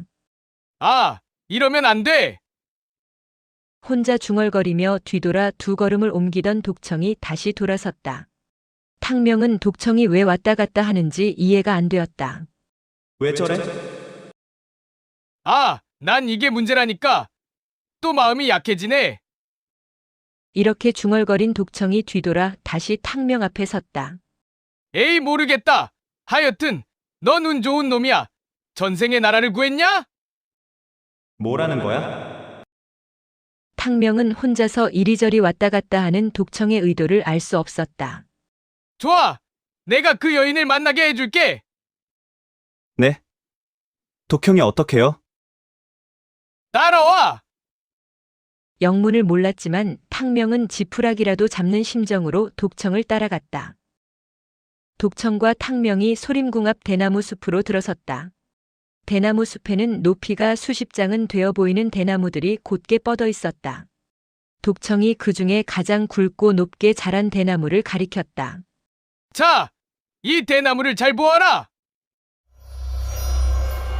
독청의 소매자락이 부풀어 오르더니 대나무를 향해 장풍을 쏟아냈다. 독청의 장풍에 맞은 대나무가 강렬히 진동하기 시작했다. 곧이어 대나뭇잎들이 우수수 떨어졌다. 대체 왜 이러는 거지? 자, 저 위에서 떨어지는 대나무 잎들을 엄지와 검지를 이용해서 잡아봐. 최대한 많이. 수도 없이 떨어지는 대나무 잎들을 손가락으로 잡아보려 했지만 바람이 부는 탓에 잡힐 듯 말 듯 쉽지가 않았다. 잘 안 돼요. 어려워요. 당연히 어렵지. 그런데 이건 왜 하라는 거예요?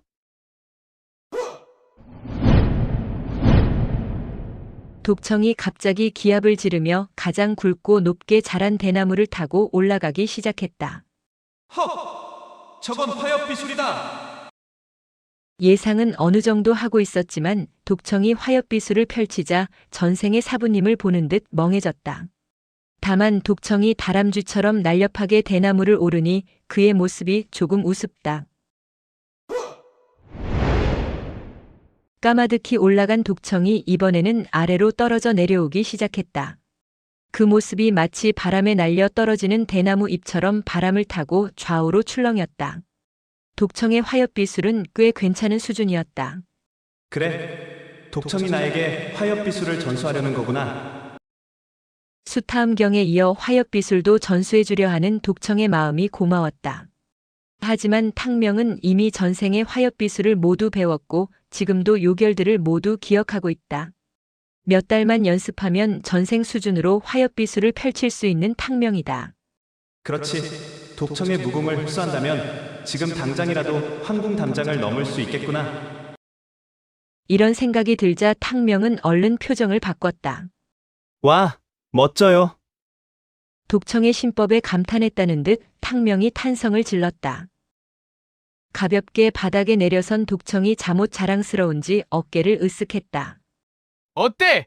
마치 나뭇잎처럼 가볍게 내려왔지? 네, 정말 굉장해요. 마치 꽃잎이 하늘에서 떨어지는 것 같았어요. 탕명의 눈에 자신을 존경하는 빛이 충만해 보이자 독청은 어린아이처럼 신나했다. 제법 눈썰미는 있군. 그래, 바로 이 무공이 소림궁에 전해 내려온 화엽비술이란 경공술이야. 꽃잎이 바람에 흩날리듯 움직인다고 해서 화엽비술이라고 하지. 와, 이름도 근사해요. 어때? 배워보고 싶냐? 이걸 배우면 황궁담 정도는 가볍게 넘을 수 있지. 정말요? 가르쳐 주세요. 독청의 신법을 흡수하면 제갈원을 만나는 건 시간 문제였다. 그러나 독청의 대답이 엉뚱했다. 이미 신법을 전수했으니 이건 공짜로는 안 되지. 이게 무슨 소리야? 공짜가 아니라면 뭐 돈이라도 내라는 소리인가? 제가 뭘 하면 가르쳐 주시겠어요? 독청이 다시 누나를 굴렸다.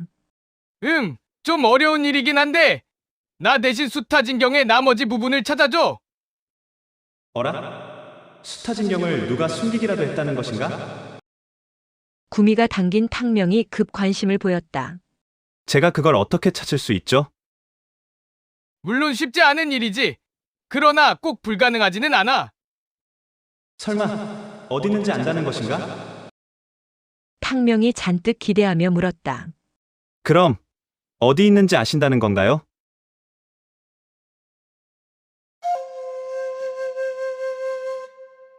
제31화 수타진경 3. 소림궁 앞 대나무 숲에서 탕명이 독청의 입을 주시하며 잔뜩 긴장하고 있다. 독청의 화엽비술을 흡수한다면 황궁으로 제갈원을 찾아갈 수 있겠다 싶어 한껏 들떠있던 탕명이다. 그런데 뜻밖에도 독청의 조건은 자신을 대신해 수타진경을 찾아달라는 것이다. 독청이 등과 가슴을 한 차례 극적이더니 말했다. 장안에서 비단길을 따라 천축국 방향으로 가다 보면 불교 승려들이 만든 절벽 석굴들이 많이 있어. 절벽 석굴이 뭔데요? 승려들이 부처님 말씀 공부를 하며 지내는 동굴이지. 탕명은 아미산에 갔을 때 보았던 복호사의 승려들이 떠올랐다. 승려라면 불교를 믿는 사람들이요? 그렇지. 그 석굴 중 어딘가에 비급이 남겨져 있다고 들었어. 그러니 꼭 불가능한 일은 아니지. 이런, 독형도 수타진경이 어디에 있는지는 확실히 모르는구나. 적잖이 실망한 탕명의 머리 위로 물음표가 그려졌다. 그럼 왜 직접 찾아보지 않았어요? 독청이 다시 등과 가슴을 한 차례 극적거렸다. 나한테는 두 가지 문제가 있어. 이상하게 어려서는 안 그랬는데 언제부터인가 햇볕에 노출되면 엄청 가려워. 일종의 피부병이지. 독청이 다시 등을 극적이기 시작했다. 햇빛 생각만 해도 가렵네. 내가 남의 병은 곧잘 고치는데 이상하게 내 피부병은 도통 치료할 방법을 못 찾겠어. 탕명은 독청의 행동이 무공고수라고 보기에는 우스꽝스럽다고 생각했다. 그리고 또 하나. 건조한 곳에서는 숨쉬기가 힘들어. 비단길은 그늘이 없는 황량한 사막 지역이라 더욱 그렇지. 그래서 나는 갈 수가 없어. 어이쿠, 갈수록 태산이군. 겉으로 보기에는 멀쩡해 보였는데 알고 보니 피부병과 호흡 기질환까지 가지고 있는 환자였다. 탕명은 독청이 사람들의 병을 고쳤다는 얘기도 믿기질 않았다. 탕명은 황량하고 척박한 지역을 헤매며 수타진경을 찾고 있는 자신을 상상해 보았다. 결코 쉬운 일은 아닐 것 같았다. 그런데 만약 제가 못 찾으면요? 탕명도 수타진경을 찾고 싶다. 그러나 만일의 경우도 대비해야 했다. 어찌 보면 당연한 질문이었다. 못 찾는다. 그럴 수도 있겠지. 잠시 고민한 독청이 말했다. 못 찾으면 할 수 없지. 다만 평생 열심히 찾겠다고 약속해. 찾으면 제일 먼저 내게 전해주고 만일 내가 죽은 후에 찾으면 따로 하나 사본을 만들어서 내 무덤에 넣어줘. 죽어서라도 수타진경의 남은 부분을 알고 싶어 하다니 수타진경에 대한 독청의 집념은 대단했다. 그렇기에 지금까지 홀로 소림궁을 지키며 살고 있었으리라. 아무튼 독청이 제안했으니 탕명이 선택해야 한다. 수타암경의 내공 씨앗을 전수해준 독청은 탕명에게 은인이다. 내 무공을 완성하기 위해서라도 수타진경의 나머지 부분이 필요하긴 한데. 더욱이 전생의 사부님을 위해서라도 실전된 무공을 찾아야 했다. 그러나 한번 찾겠다고 약속하면 평생을 노력해야 하기에 그것이 부담이었다. 어쩐다. 찾을 수만 있다면 내게 더없이 좋은 일인데. 탕명이 장고에 들어가자 성질 급한 독청이 재촉했다. 할 거야? 말 거야? 탕명은 제가런의 얼굴이 눈앞에 아른거렸다. 좋습니다. 제 평생 수타진경을 찾는데 노력하고 찾으면 바로 가져다 드리겠습니다. 탕명이 이렇게 맹세하자 독청의 얼굴빛이 환해졌다. 좋아. 그럼 지금부터 화엽비수를 전수하겠다. 독청은 기초 요결을 알려준 후 다시 한번 대나무 꼭대기에 올라갔다 내려오며 화엽비수를 보여주었다. 탕명은 이미 요결을 모두 알고 있었다. 혼자 해봐. 네, 탕명은 화엽비수를 펼치기 전에 몇 차례 단전의 기를 끌어올려 봤다. 확실히 예전과 다른 점이 있었다. 지난 10여일간 수타진경을 수련해서 그런지 비록 작았지만 내공의 움직임이 활발한 것을 느낄 수 있었다.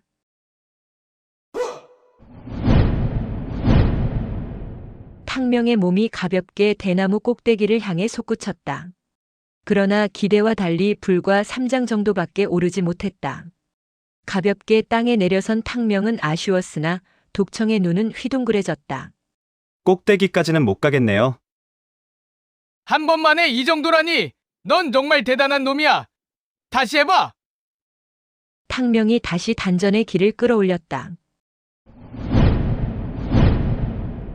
몸을 날려 대나무 마디를 딛고 3장쯤 솟구쳐 오른 뒤 내려왔다. 어때요? 자세는 괜찮은가요? 잠시 생각하던 독청이 손을 내밀었다. 내 손 잡아. 손을 잡고 배우면 무공을 흡수한다고 했지? 어디 한번 해보자. 기다리던 바예요.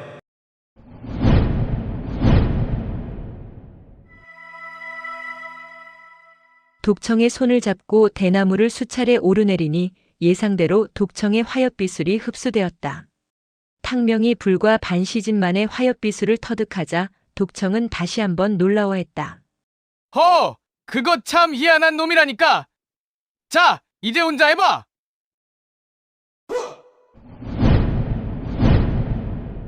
탕명이 화엽비술을 펼쳐 대나무 마디를 발로 차며 몸을 솟구쳤다.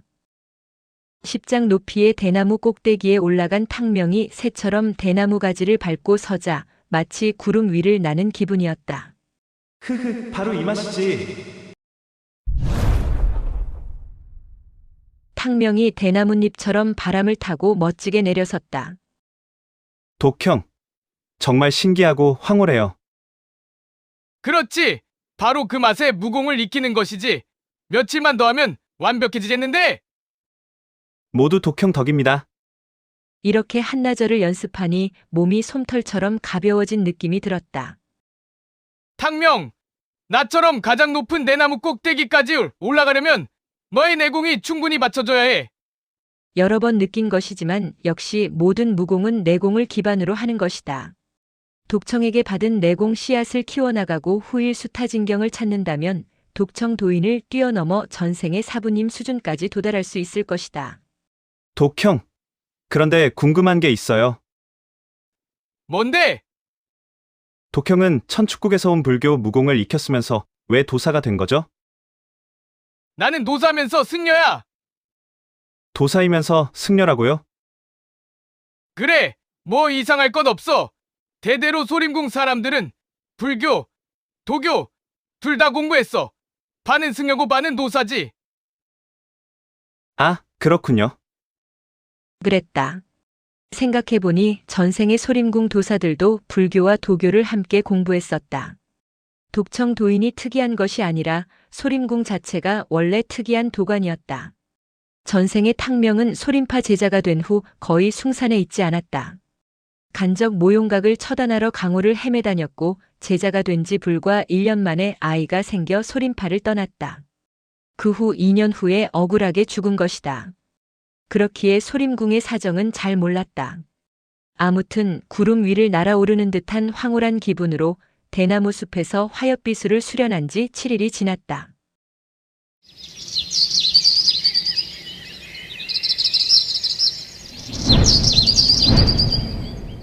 3번의 도약으로 탕명이 가장 높은 대나무 꼭대기에 올라섰다. 아싸!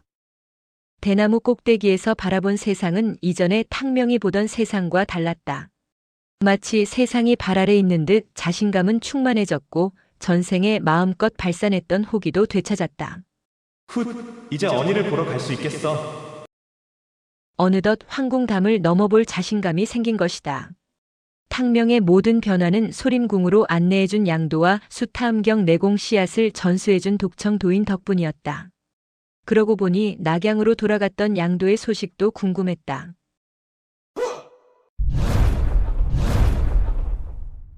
탕명이 대나무 꼭대기에서 꽃잎이 떨어지듯 바람을 타고 부드럽게 내려오자 독청도인이 흐뭇해하며 웃었다. 허! 내가 수년에 걸쳐 연마한 것을 단 7일 만에 달성하다니 정말 굉장하구나! 저도 기쁩니다. 모두 독형 덕분입니다. 내가 뭐 그런 공치사 듣자고 가르친 건 아니고 탕명이 조심스럽게 낙양으로 떠날 것을 알렸다. 독형, 이제 나흘 후면 간택일 날입니다. 제갈원을 만나러 낙양에 가야겠어요. 독청이 섭섭한 표정으로 물었다. 갈 사람은 가야지. 그런데 만약 그 처자가 아우랑 같이 안 가겠다고 하면 어쩔 셈이지? 이미 당소소 탁부 노인도 같은 얘기를 했었다. 탕명도 그 경우를 생각해 보았다. 그럼 어쩔 수 없지요. 저는 단지 제갈원의 뜻을 확인하려는 겁니다. 자신의 인생은 자신이 선택하는 것이니까요. 그래, 세상 일이 다 그렇지만 특히 사람 마음은 억지로 되는 게 아니야. 만일 그 처자가 안 달아나서면 그만이죠. 네, 그렇게 하겠습니다. 대답은 이렇게 했지만 탕명이 아는 제갈원은 그럴 리가 없다. 아우야, 이쁜 여자를 얻는 것보다 수타진경을 찾아서 고수가 되는 게 더 행복한 인생이야. 알겠지? 네, 탕명도 같은 생각이었다. 나는 최고의 고수가 될 것이다. 독청이 떠나는 탕명에게 다시 다짐을 받았다. 나와의 약속 잊지 마. 수타진경을 찾으라는 얘기이다. 네, 열심히 찾겠습니다. 그리고 자주 찾아뵙겠습니다. 자주 올 필요 없어. 그 시간에 수타진경을 찾아야지. 독청이 탕명을 수타진경을 찾아 떠나는 사람으로 대하니 탕명은 부담 100배였다. 아무튼 해야 할 일이 2가지인 건 분명했다. 우선 제갈원부터 만나야 했다. 그렇게 독청과 짧은 인연을 뒤로하고 탕명이 소림궁을 나섰다. 낙양을 향해 돌아가는 탕명의 발걸음은 가벼웠다. 마치 전쟁에서 승리한 개선장군처럼 의기양양했다. 모든 것이 탕명의 무공이 놀랍게 발전한 덕분이다. 먼저 취선로에 가서 양도가 어디 있는지 알아볼 생각이다. 양도가 혼자 낙양으로 돌아갔기에 왈패놈들과 다시 칼질이라도 하지 않았을까 걱정도 되었다. 그리고 양도라면 황궁에 어떻게 잠입해야 할지 알지도 모른다. 탕명이 취선로에 들어서자마자 점소이가 탕명을 알아보고 화들짝 놀랐다. 어휴, 도대체 어떻게 된 겁니까? 양 도사님은 같이 안 왔나요? 혼자 오신 건가요? 양 도사님이 여기 오지 않았나요? 오지 않았습니다. 그날 칼싸움 이후로 한 번도 못 봤습니다. 점소이는 뭐가 두려운지 말하면서 주위를 계속 살폈다. 그리고 그놈들이 수시로 양도사를 찾으러 왔어요. 그렇다면 양도는 탕명과 소림궁에서 헤어진 이후로 취선로에 한 번도 오지 않은 것이다. 양형이 어디로 갔을까? 양도를 찾아 제갈원을 만날 방법을 상의하려 했던 탕명의 계획이 어긋났다. 어쩌지? 낙양에 아는 사람이라고는 양도와 군자 노인뿐인데. 고민하던 탕명에게 또 한 사람이 떠올랐다. 아, 그렇지. 당소소가 있었지. 그래, 당소소는 나보다 낙양 사정에 밝을 테니 분명 도움이 될 거야. 썩 내키지는 않았지만 어쩔 도리가 없었다. 당소소가 사천당과 분타로 오라고 했었는데. 다행히 점소이가 사천당과 분타의 위치를 알려줬다. 탕명이 당소소를 찾아가려 객잔문을 나섰다. 그런데 객잔문을 나서자마자 사내 셋이 탕명의 앞을 가로막았다. 새 사내는 양도를 찾아왔던 그놈들이었다. 사내 중 한 명이 실실 웃으며 말했다. 흐흐. 내가 뭘 했어? 다시 나타날 거라 했지? 얼굴에 난 흉터를 만지작거렸는데 칼자국이 크고 흉측했다. 돌겠네. 하필이면 아마도 주변에 숨어서 양도를 기다리다 탕명을 발견한 모양이다. 탕명은 졸지에 꽁대 신달게 되었다. 어떻게 할지 누나를 말똥거리고 있는데 탕명의 현촉검에 허벅지를 베었던 놈이 한 발 다가서며 위협했다. 흐흐. 어째 내 칼맛 한번 볼래? 아니면 순순히 따라올래? 어라? 이놈들이 나를 당장 죽이려는 것은 아니군. 아마도 사내들은 탕명에게서 양도의 소재를 파악하려는 것이리라. 탕명이 검을 차고 있지 않았기에 탕명에 대한 경계심도 없이 새 놈은 여유만만했다. 이놈들이 날 너무 물로 보는군. 하긴 이놈들이 한 달 전 나를 봤으니 내가 만만하게 보이겠지. 내가 한 달 사이에 어찌 변했는지 이놈들이 알 길이 없을 테지. 탕명이 묘한 웃음을 흘리며 사내들을 바라보았다.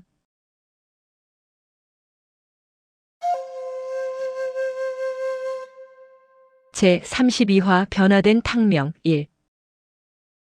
양도를 찾아 취선로에 왔던 탕명이 뜻밖에도 왈패놈들과 맞닥뜨렸다.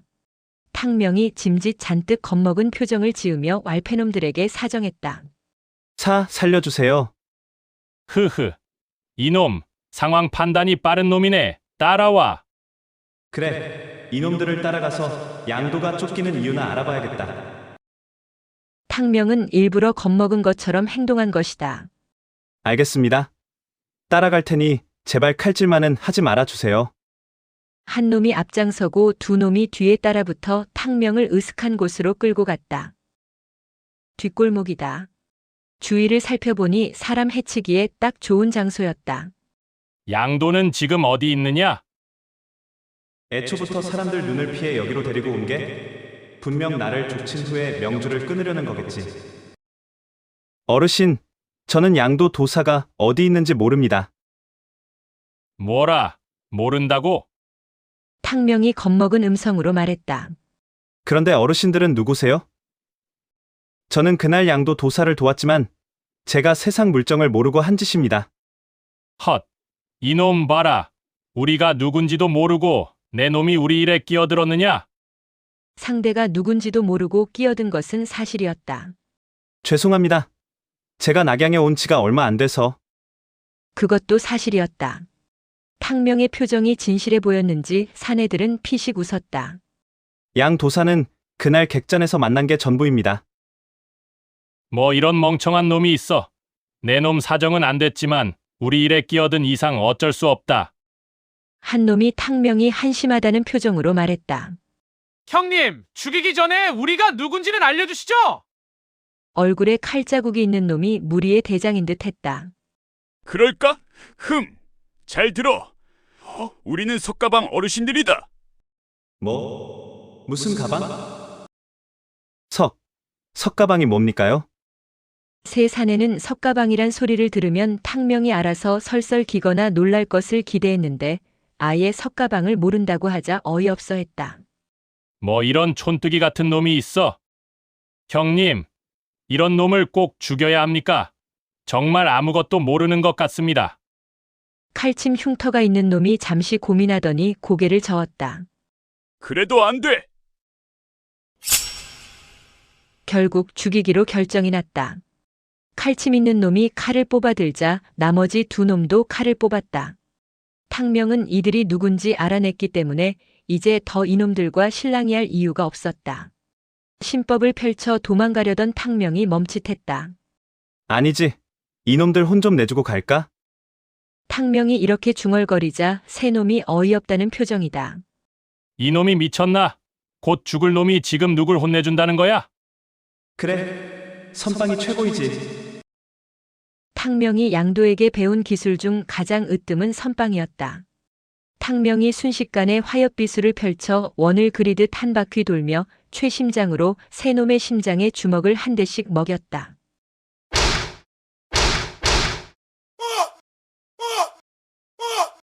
탕명의 기습 공격에 새 놈은 속절없이 당했다. 무시무시한 청성파의 최심장이었다. 새놈의 심장은 칼로 찌르는 듯한 통증으로 순간 정지됐기에 새놈은 숨도 못 쉬며 그대로 주저앉았다. 현초검을 꺼내든 탕명이 얼굴에 칼자국이 있는 놈 목에 살짝 칼집을 냈다. 현초검은 보기에는 무뎌 보였지만 희한하게 날카로웠다. 놈의 목에서는 붉은 피가 흘러내렸다. 새놈은 기막히고 갑작스러운 반전에 어안이 벙벙해졌다. 말해봐. 도대체 양 도사가 무슨 일을 했기에 이렇게 쫓아다니는 거지? 양도가 우리가 데려온 계집을 빼돌렸다. 니들은 그 여자를 왜 데리고 있었는데? 그녀는 석가장에 바칠 계집이었다. 어휴, 석가장은 또 뭔데? 탕명이 석가장마저 모른다고 하자 사내들은 더욱 어이없어 했다. 우리 석가방은 석가장을 위해 일하고 있다. 탕명은 더는 내막을 알고 싶지 않아졌다. 좋다. 석가장인지 돌대가리인지 됐고. 너희들 또 다시 나와 양도 도사를 귀찮게 하면 그때는 니들 심장을 터트려 주겠다. 알겠냐? 알겠다. 세 사내는 심장이 터질 듯한 고통을 느끼고 있었기에 이보다 더 적절한 경고는 없을 것이다. 이렇게 왈패놈들에게 경고하고 돌아서는 탕명의 모습은 탕명 스스로 생각해도 멋졌다. 사실 전생에서는 이런 왈패들은 상대해 본 적이 없다. 거의가 명문 정파의 고수들이었기에 말발로는 그들을 이길 수가 없었고 그저 강한 무공으로 상대를 제압했었다. 오늘처럼 상대를 쥐고 흔들어 보니 또 다른 쾌감이 느껴졌다. 강해진 자신의 무공을 확인한 탕명의 기분은 최고였다. 이제 당소소를 만나러 가볼까? 사천단가 분타는 성도의 사천단가와 비교하면 확실히 규모는 작았다. 문지기는 의외로 탕명에게 고분고분했다. 토를 달지 않고 당소소에게 데려다 줬는데 아마도 탕명의 이름을 이미 알고 있는 것 같았다. 탕명이 갑자기 찾아왔지만 당소소는 탕명을 친근하게 반겼다. 확실히 탕명을 대하는 눈빛과 말투가 예전과는 달랐다. 찻잔을 건네주며 당소소가 물었다. 탕명, 낙양에 왜 온 거야? 나 보려고 온 건 아니겠지? 탕명도 예전과 달리 당소소가 가깝게 느껴졌기에 찾아온 이유를 솔직히 말했다. 소소, 너에게 부탁할 게 있어서 왔어. 부탁이라. 무슨 부탁일까? 탕명을 살펴보는 당소소의 눈은 호기심으로 가득했다. 탕명, 그동안 무슨 일이 있었지? 눈빛이 달라졌는데. 여자의 육감은 예리했다. 당소소는 탕명의 호기에 찬 표정과 강렬한 눈빛에서 변화된 탕명을 느낀 것이다. 양도의 말맞다나 힘이 있거나 돈이 있거나 둘 중에 하나가 있으면 남들이 보기에 달라 보이는 것이다. 탕명은 그 중에 힘을 가지게 됐다. 하지만 탕명의 힘은 아직까지는 완성되지 않았다. 찬물을 한 번에 들이킨 탕명이 일어섰다. 그러자 당소소도 탕명을 따라 일어섰다. 소소, 날 좀 도와줬으면 좋겠어. 탕명이 가까이 다가서며 자신의 두 눈을 뚫어지게 바라보자 당소소가 약간 얼굴을 붉혔다. 뭘 도와주면 되는데? 말투로 보아 도와주겠다는 뜻이다. 나흘 후가 태잡이 간택일이라 들었어. 그 전에 제갈원을 봐야겠어. 제갈원이 어디에 있는지 알아봐줘. 당소소의 눈빛에 실망의 그림자가 스쳤다. 또 제갈원. 탕명, 내가 경고했지. 너 그러다 죽을 수도 있어. 앞뒤 가리지 않고 무모하게 덤비는 탕명이 답답한 당소소다. 당소소의 경고가 먹힐 탕명이 아니었다. 걱정 마. 그렇게 쉽게 죽지 않을 테니까. 황궁이든 지옥이든 어디든 상관없어. 어디 있는지만 알아봐줘. 탕명의 단호한 말에 당소소는 어쩔 수 없다는 듯 고개를 끄덕였다. 알았어. 정너의 뜻이 그렇다면 내가 알려줄게. 제갈원은 지금 황궁에 없어. 황궁에 없다? 그럼 어디 있는지 안다는 얘기인데? 탕명이 태도를 바꿔 부드럽게 물었다. 그럼 제갈원은 지금 어디에 있는데? 황후 가남풍이 태복 석승의 집에 머물라고 했대. 가남풍, 석숭, 모두 처음 듣는 이름이다. 황후가 왜 제갈원을 석숭 집으로 보낸 건데? 당소소는 아무것도 모르는 탕명이 오히려 신기하다는 표정이었다. 탕명, 잘 들어. 내가 사정을 알아보니 황후와 석숭은 같은 편이고 석숭이 황후를 도와서 제갈원을 태자비로 만들려 하고 있어. 석숭이 누군데? 석숭은 석가장의 장주야. 태복이란 벼슬을 하는 진나라 최고의 부자지. 석가장? 그래. 석숭의 재산이 황제에 견줄만 하다는 얘기가 있을 정도로 부자야. 석가장이라 아까 내가 패줬던 놈들이 말했던 그 석가장인가? 석가방을 종처럼 부린다는 그 석가장이야? 당소소는 탕명이 석가방을 알자 조금 놀라는 눈치였다. 그래. 석가방은 석숭이 부리는 하수인들의 집단이지. 그런데 석숭이 누군지도 모르면서 석가방은 어떻게 알지? 탕명은 2번에 걸쳐 석가방 무리와 부딪혔던 이야기를 간략하게 해주었다. 탕명 조심해. 석가방 놈들은 생양아치들이야. 알았어. 그래서 어찌 된 건데? 암튼 제갈원은 석숭의 저택 어딘가에 있어. 그러나 황궁에 있는 거나 별 차이가 없어. 석가장의 경비는 황궁에 못지않으니까. 그건 내가 알아서 할게. 고마워, 소소. 탕명이 자신만만해하자 소소는 탕명이 이전과는 확실히 달라졌음을 느꼈다. 탕명, 그간 무슨 일이 있었구나? 뭔가 많이 달라진 것 같은데. 그것도 꽤 멋진 쪽으로 말이야. 소소는 탕명의 큰 키와 넓은 어깨 그리고 큰 눈을 유심히 살펴보았다. 탕명이 죽음도 두려워하지 않고 제갈원을 찾아가겠다는 굳은 의지를 보이니 탕명이 멋있어 보였으리라. 당소소는 탕명이 듬직해 보이기는 했지만 사지로 뛰어드는 것을 지켜보고만 있을 수 없었다. 탕명, 정말 무작정 뛰어들 거야? 석승의 집은 황궁만큼 크다고 정확한 제갈원의 거처를 알아야 찾을 수 있단 말이야.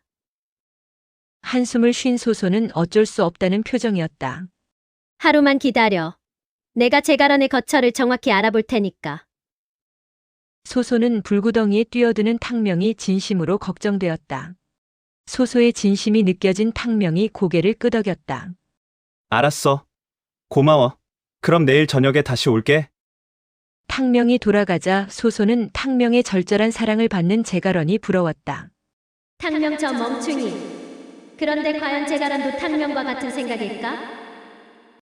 당소소가 판단하기에 제갈원은 탕명처럼 순진하지 않고 예정에 연연하는 여인도 아닐 거라 생각했다. 어쨌든 탕명과 약속한 것도 지켜야 하고 자신의 궁금증도 풀어야 했다. 당소소는 석숭에게 자신이 내일 방문할 것을 알렸다. 사천당가의 당주 당백호와 석숭은 예전부터 교분이 있는 사이였다. 석숭은 간간히 사천당가에 자신이 처리하기 힘든 일을 맡겼고 사천당가는 어김없이 석숭의 일을 처리해줬다. 더욱이 당소소는 아버지 당백호와 함께 석숭의 저택에 방문한 적이 있었다. 또한 언제든지 방문할 자격도 있었다. 다음 날 점심때에 맞춰 석숭의 저택을 방문하기로 약속한 당소소는 외출할 채비를 마쳤다. 오늘따라 당소소는 화려한 옷과 진귀한 장식품으로 멋지게 치장했다. 당소소는 오늘 석숭이 아닌 제갈원을 만나러 가는 것이다. 당소소와 제갈원은 서로 통성명은 한 사이였다. 제갈원과 2번 만나본 적이 있었고 제갈원의 미모가 출중함을 알고 있었기에 당소소도 자신을 한껏 꾸민 것이다. 훗, 이 정도면 꼴리지는 않겠군. 당소소는 한껏 콧날을 세우며 마차에 올랐다. 당소소의 마차가 대궐 같은 석숭의 별장 금곡에 도착하였다. 아름다운 풍경의 계곡을 인공적으로 만들어 온통 금으로 장식했다 하여 별장 이름이 금곡이라 한다. 안으로 들어선 당소소는 금곡의 어마어마한 위용에 다시 한번 경탄을 금치 못했다. 정말 엄청난 대저택이야. 처음 방문한 것도 아닌데 석숭의 저택은 적응이 안 될 정도로 화려하고 대단했다. 석숭은 풍수지리의 최적인 저택을 짓기 위해서 땅을 파서 호수를 만들고 산을 쌓았다. 인공적으로 만들어진 산과 계곡 자체가 별장이었으며 별장 안에는 높고 낮은 정자를 곳곳에 만들었다.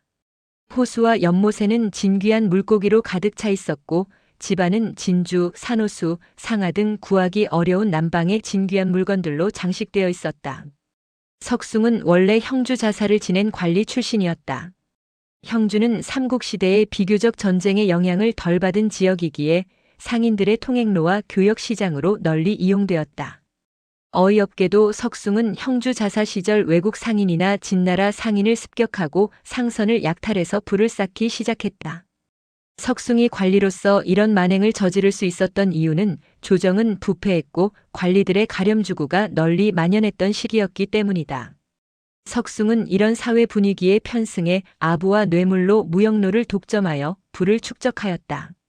사실 당소소가 진나라 최고 부자가 되기로 마음먹은 이유 중 하나는 금곡을 방문해 보았던 경험이 일정 부분 작용했다. 금수저로 태어난 당소소였지만 성도 부자 사천당가의 수준은 석숭과 비교하면 하찮기 그지없었다. 보는 것이 많아야 목표도 커지는 것이다. 흡. 심호흡을 한 차례 한 당소소가 황금빛 금곡 안으로 발걸음을 옮겼다.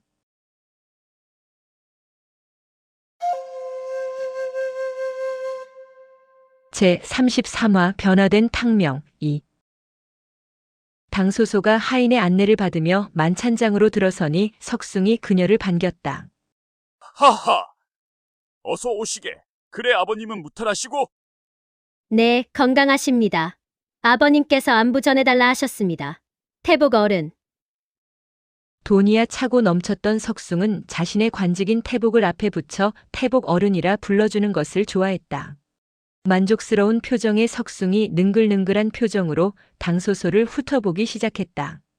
요것이 지난번 보았을 때보다 한층 성숙해졌군. 석숭은 당소소가 자기에게 잘 보이려고 잔뜩 치장하고 왔다고 생각했기에 아주 만족스러운 표정이었다. 하하! 역시 성도에 미인이 많다 하더니 내가 요즘 복이 터져 성도 절세미인을 둘이나 보게 되었군. 총명한 당소소는 제가런과 자신을 가리키는 것임을 단박에 알아채고 속으로 쾌재를 불렀다. 일이 오히려 쉽게 풀리려나? 어떻게 제가런을 불러낼까 고심 중이던 당소소가 찾아온 기회를 놓칠 리가 없었다. 태복 어른. 듣자니 태자비 간택을 위해 낙양에 온 제가런이 금곡에 있다 들었습니다. 제가 제가런과 친분이 있는 사이인데 오늘 볼 수 있을지요? 그렇겠군. 같은 성도에 살았으니 서로 아는 사이겠지. 성도의 양대미녀를 한자리에서 보는 것도 큰 기쁨이겠군. 석숭이 여색을 밝힌다는 것은 낙양에서 모르는 사람이 없을 정도로 유명하였다. 그러나 제가런은 까칠한 아버지 제갈충이 늘 함께 있기에 맘대로 오라가라 할 수 없었다.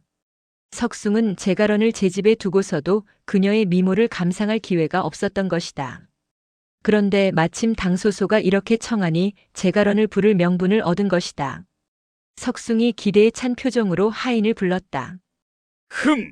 제갈충에게 성도에서 제가런의 진우가 찾아왔다고 전하고 제가런을 모셔오너라. 네, 하인이 잽싸게 대답하고 물러났으니 잠시 기다리면 제가런이 나타날 것이다. 당소소는 과연 제가런이 어떤 얼굴로 나타날지 사뭇 기대되었다.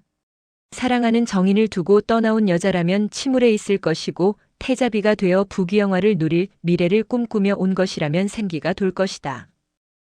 금곡은 워낙 넓은 저택이었기에 제가런은 한참이 지나서야 나타났다. 당소소의 시선은 순식간에 제가런의 머리부터 발끝까지 훑었다. 역시. 제가런은 간태기를 앞두고 피부 관리를 잘 받았는지 얼굴에서 광채가 났다. 확실히 성도에 있을 때보다 한결 성숙한 자태를 뽐내고 있었다. 시골 촌년이 낙양에 와서 뗏물을 홀딱 벗어버렸군. 마음속으로 무슨 생각을 하든 밖으로 드러나지 않게 표정을 바꾸는 것은 당소소에게 어려운 일이 아니었다. 당소소는 제가런에게 다가가며 반가운 표정을 지었다. 어머, 어나, 몰라보게 이뻐졌네. 제가런은 당소소를 알고는 있었으나 당소소가 이렇게 반가운 척 친근하게 굴자 적잖이 당황스러웠다. 제가런은 사천당가가 성도에서 위세를 부리며 여러 가지 행패를 부리는 것을 늘 못마땅하게 생각했었다. 물론 당소소에게 친근한 감정은 전혀 없었다. 이것이 왜 이렇게 친한 척하는 것이지? 썩 내키지는 않았으나 보는 눈이 많았기 때문에 제가런도 반기는 척할 수밖에 없었다. 당소소, 내가 낙양엔 웬일이야? 일이 되니 누가 봐도 각별한 친구 사이의 상봉 장면이 연출되었다. 당소소는 제가런을 살며시 껴안고는 제가런의 귀에 속삭였다. 탕명이 낙양에 와 있어. 내일 널 보러 금곡에 담을 넘을 기세야. 제가런에게는 청천벽력 같은 소리였다. 탕명이 여기까지 쫓아올 줄이야.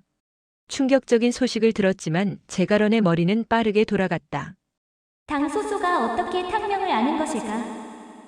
아, 그렇군. 탕명이 사천당가의 비단을 옮긴 적이 있다고 했었어. 그런데 이것이 왜 탕명의 일을 내게 알려주는 것일까? 제가런은 황당한 표정을 숨기고 당소소의 얼굴을 살폈다. 제가런은 당소소의 눈빛에서 그녀가 탕명을 걱정하고 있음을 읽었다. 뭐야? 이연이 설마 탕명을 좋아하는 거야? 탕명을 잊고 지냈던 제가런은 막상 당소소가 나타나자 다시금 탕명에 대한 예정이 되살아나기 시작했다.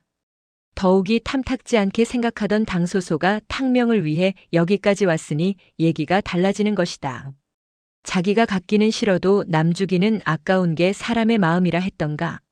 두 사람의 심경이 어떻든 여기는 석숭의 금곡이었기에 제가런과 당소소는 거짓 웃음을 띠며 서로의 마음을 읽고 있었다. 으하하하. 두 미녀를 좌우에 앉혀놓고 만찬을 즐기는 석숭의 입과 눈은 호사를 누리기에 바빴다. 그것 참. 이것들 둘 다 내 첩으로 삼으면 얼마나 좋을까. 참으로 아깝군. 이렇게 세 사람이 제각각 다른 생각을 하며 식사를 마쳤다. 제가런과 단둘이 있을 기회를 찾던 당소소가 청했다. 태복 어른, 저는 언니와 잠시 산책을 하고 싶습니다. 당소소의 바램과 달리 석숭이 자리를 박차고 일어섰다. 그래. 그럼 내가 두 숙녀분을 안내해줘야지. 두 미녀를 데리고 자신이 심혈을 기울여 만든 금곡이라는 작품을 자랑할 기회를 석숭이 놓칠 리가 없었다. 정말 음탕한 돼지 새끼군. 당소소는 악착같이 달라붙는 석숭이 어이가 없었다. 그래도 산책하다 보면 제가런과 얘기를 나눌 기회가 있으리라 생각했다. 태복 어른이 직접 금곡 구경을 시켜주신다니. 저에게는 더 없는 영광입니다. 당소소가 착착 감기는 음성으로 자신을 추켜 세우니 석숭은 더없이 기뻐했다. 싱글벙글한 석숭이 앞장섰다. 아버지 제갈충으로부터 석숭에게 밉보이지 말라 당부를 받았던 제가런은 어쩔 수 없이 석숭을 따라 일어섰다. 제가런은 당소소가 탕명의 소식을 전하고부터 머릿속에는 오직 탕명 생각뿐이었고 제가런의 머리 굴리는 소리는 그대로 당소소에게 전해졌다. 제가런, 탕명을 까맣게 잊고 있다가 내 얘기에 예정이 되살아나기라도 한 거냐? 석숭을 따라 걸으며 그의 자랑을 한바탕 듣고 나서야 당소소는 제가런의 처소에서 차 한 잔 마실 기회를 만들었다.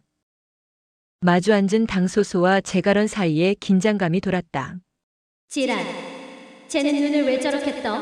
눈을 세모나게 뜨네? 제가런을 바라보며 이렇게 생각하던 당소소가 먼저 입을 뗐다. 제가런, 황궁에 들어가 봤어? 응, 황후를 잠깐 배웠어. 나이는 당소소가 1살 위였다. 당소소가 제가런에게 말을 편하게 하는 것은 당연했지만 제가런 입장에서는 당소소의 반말이 불쾌해 자신도 말을 짧게 한 것이다. 어때? 이곳 금곡도 황궁에 못지않지? 그래, 여긴 정말 대단하지. 내가 태자비가 되면 금곡처럼 꾸며놓고 살 수 있겠네? 제가런은 당소소가 자신을 빚고자 화제를 돌렸다. 탕명이 뭐래? 제가런의 표정에 불쾌한 빛이 역력했지만 당소소는 아랑곳하지 않았다. 절대 찾아오지 말라고 편지 써줘. 내가 탕명에게 전해줄게. 탕명이 금곡의 담장을 넘으려다 죽는 것은 제가런도 바라는 바가 아니다. 탕명, 이 바보. 내가 분명 잊으라고 했는데. 제가런이 잠시 고민하고 있는데 그새를 못 참고 당소소가 보챘다. 뭐야? 정말 탕명이 금곡에 담을 넘다 죽기를 바라는 것은 아니겠지. 제가런은 달리 방도가 없었다. 알았어, 기다려. 제가런은 편지를 쓰려 했지만 당소소가 분명 읽어볼 것이 뻔했기에 영 내키지 않았다. 마음을 정한 듯 제가런은 작은 나무 상자 하나를 가져와 당소소에게 건네주며 물었다. 그런데 너는 왜 탕명을 돕는 거야? 당소소가 작은 상자를 열어보니 상자 안에는 은귀걸이 한 쌍이 들어있었다. 훗. 이거 탕명이 준 거야?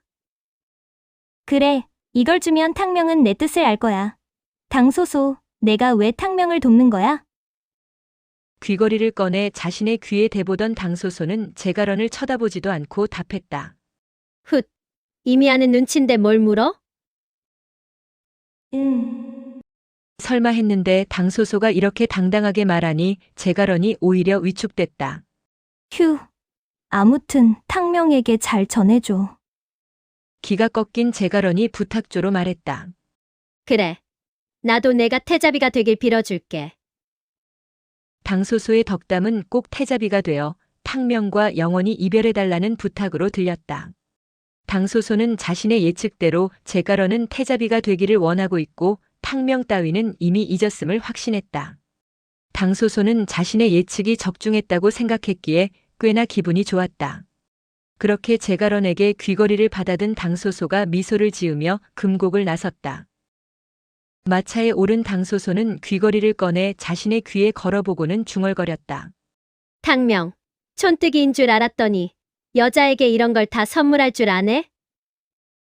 제가런의 귀걸이를 자신의 귀에 걸고 미소 짓던 당소소는 자기도 탕명에게 귀걸이 선물을 꼭 받고야 말겠다는 이상한 다짐을 하였다. 당소소가 거처로 돌아와 보니 아직 날이 저물지도 않았는데 탕명이 자신을 기다리고 있었다. 당소소가 들어서자 탕명이 벌떡 일어나며 물었다. 소소, 어떻게 됐어? 오늘 자신은 한껏 꾸몄건만 탕명은 눈길 한 번 주질 않는다. 머저리 같은 자식. 제가런 생각밖에 안 하는 탕명의 행동에 순간 화가 치밀어 올랐다. 쉽게 제가런의 귀걸이를 전달해주기는 당소소의 마음이 허락하지 않았다. 적어도 탕명의 마음을 아프게 찢어놔야겠다는 생각이 들었다. 탕명. 참 일찍 또 왔네. 방금 석승의 금곡에 가서 제가런을 만나고 오는 길이야. 당소소의 말에 탕명의 눈이 휘둥그레졌다. 제가런을 만났다고? 정말이야? 그래, 만났어. 언니가 뭐라고 했어? 뭘? 나에 대해 뭐라 했어? 너? 당소소는 아무 말 없이 제가런이 전해준 귀걸이를 탕명에게 내밀었다. 이건 당소소는 탕명을 주시했다. 예상대로 탕명은 절망한 표정이었다. 맞아. 제가런은 너를 이미 잊었대. 정말 언니는 태자비가 되기를 원하는 거야? 탕명. 아직도 모르겠어. 나보고 이걸 돌려주라고 했어. 그리고 절대 자기를 보러 오지 말래. 정말 언니가 그렇게 말했어? 그래. 태자비가 되는 것을 방해하면 평생 너를 저주할 거라고 했어. 물론 제가런은 그런 말은 하지 않았다. 이 말은 탕명이 제가런을 잊지 않으면 당소소가 탕명을 평생 저주하겠다는 뜻이었다. 뭐라고? 그럴 리가 없어. 제가런은 분명 새처럼 살고 싶다고 했다고. 절망한 표정으로 탕명이 돌아서 나가자 당소소가 탕명의 뒤에 대고 쐐기를 박았다. 제가런은 지금쯤 금곡을 나와 황궁으로 들어갔을 거야. 넌 황궁에 들어가도 제가런을 찾을 수 없어. 당소소는 탕명이 제가런을 찾아가지 못하게 거짓말을 했다. 탕명은 당소소의 말이 귀에 들어오지 않았다. 탕명은 어깨가 축 처진 채 쓸쓸히 당소소의 처소에서 나갔다. 당소소는 탕명을 잡으려 두 걸음 움직였다가 그만두었다. 내가 너무했나? 아니야. 어차피 둘은 맺어질 수 없는 운명이야. 그리고 시간이 지나면 해결될 문제야. 당소소가 뒤돌아보니 탁자 위에 제가런이 준 귀걸이가 그대로 놓여 있었다. 탕명은 너무 실망하여 귀걸이도 놓고 간 것이다. 당소소는 탕명이 놓고 간 귀걸이를 들어서 귀에 걸고 청동 거울에 비친 자신의 모습을 바라보았다. 다음 화에서 계속 이어집니다.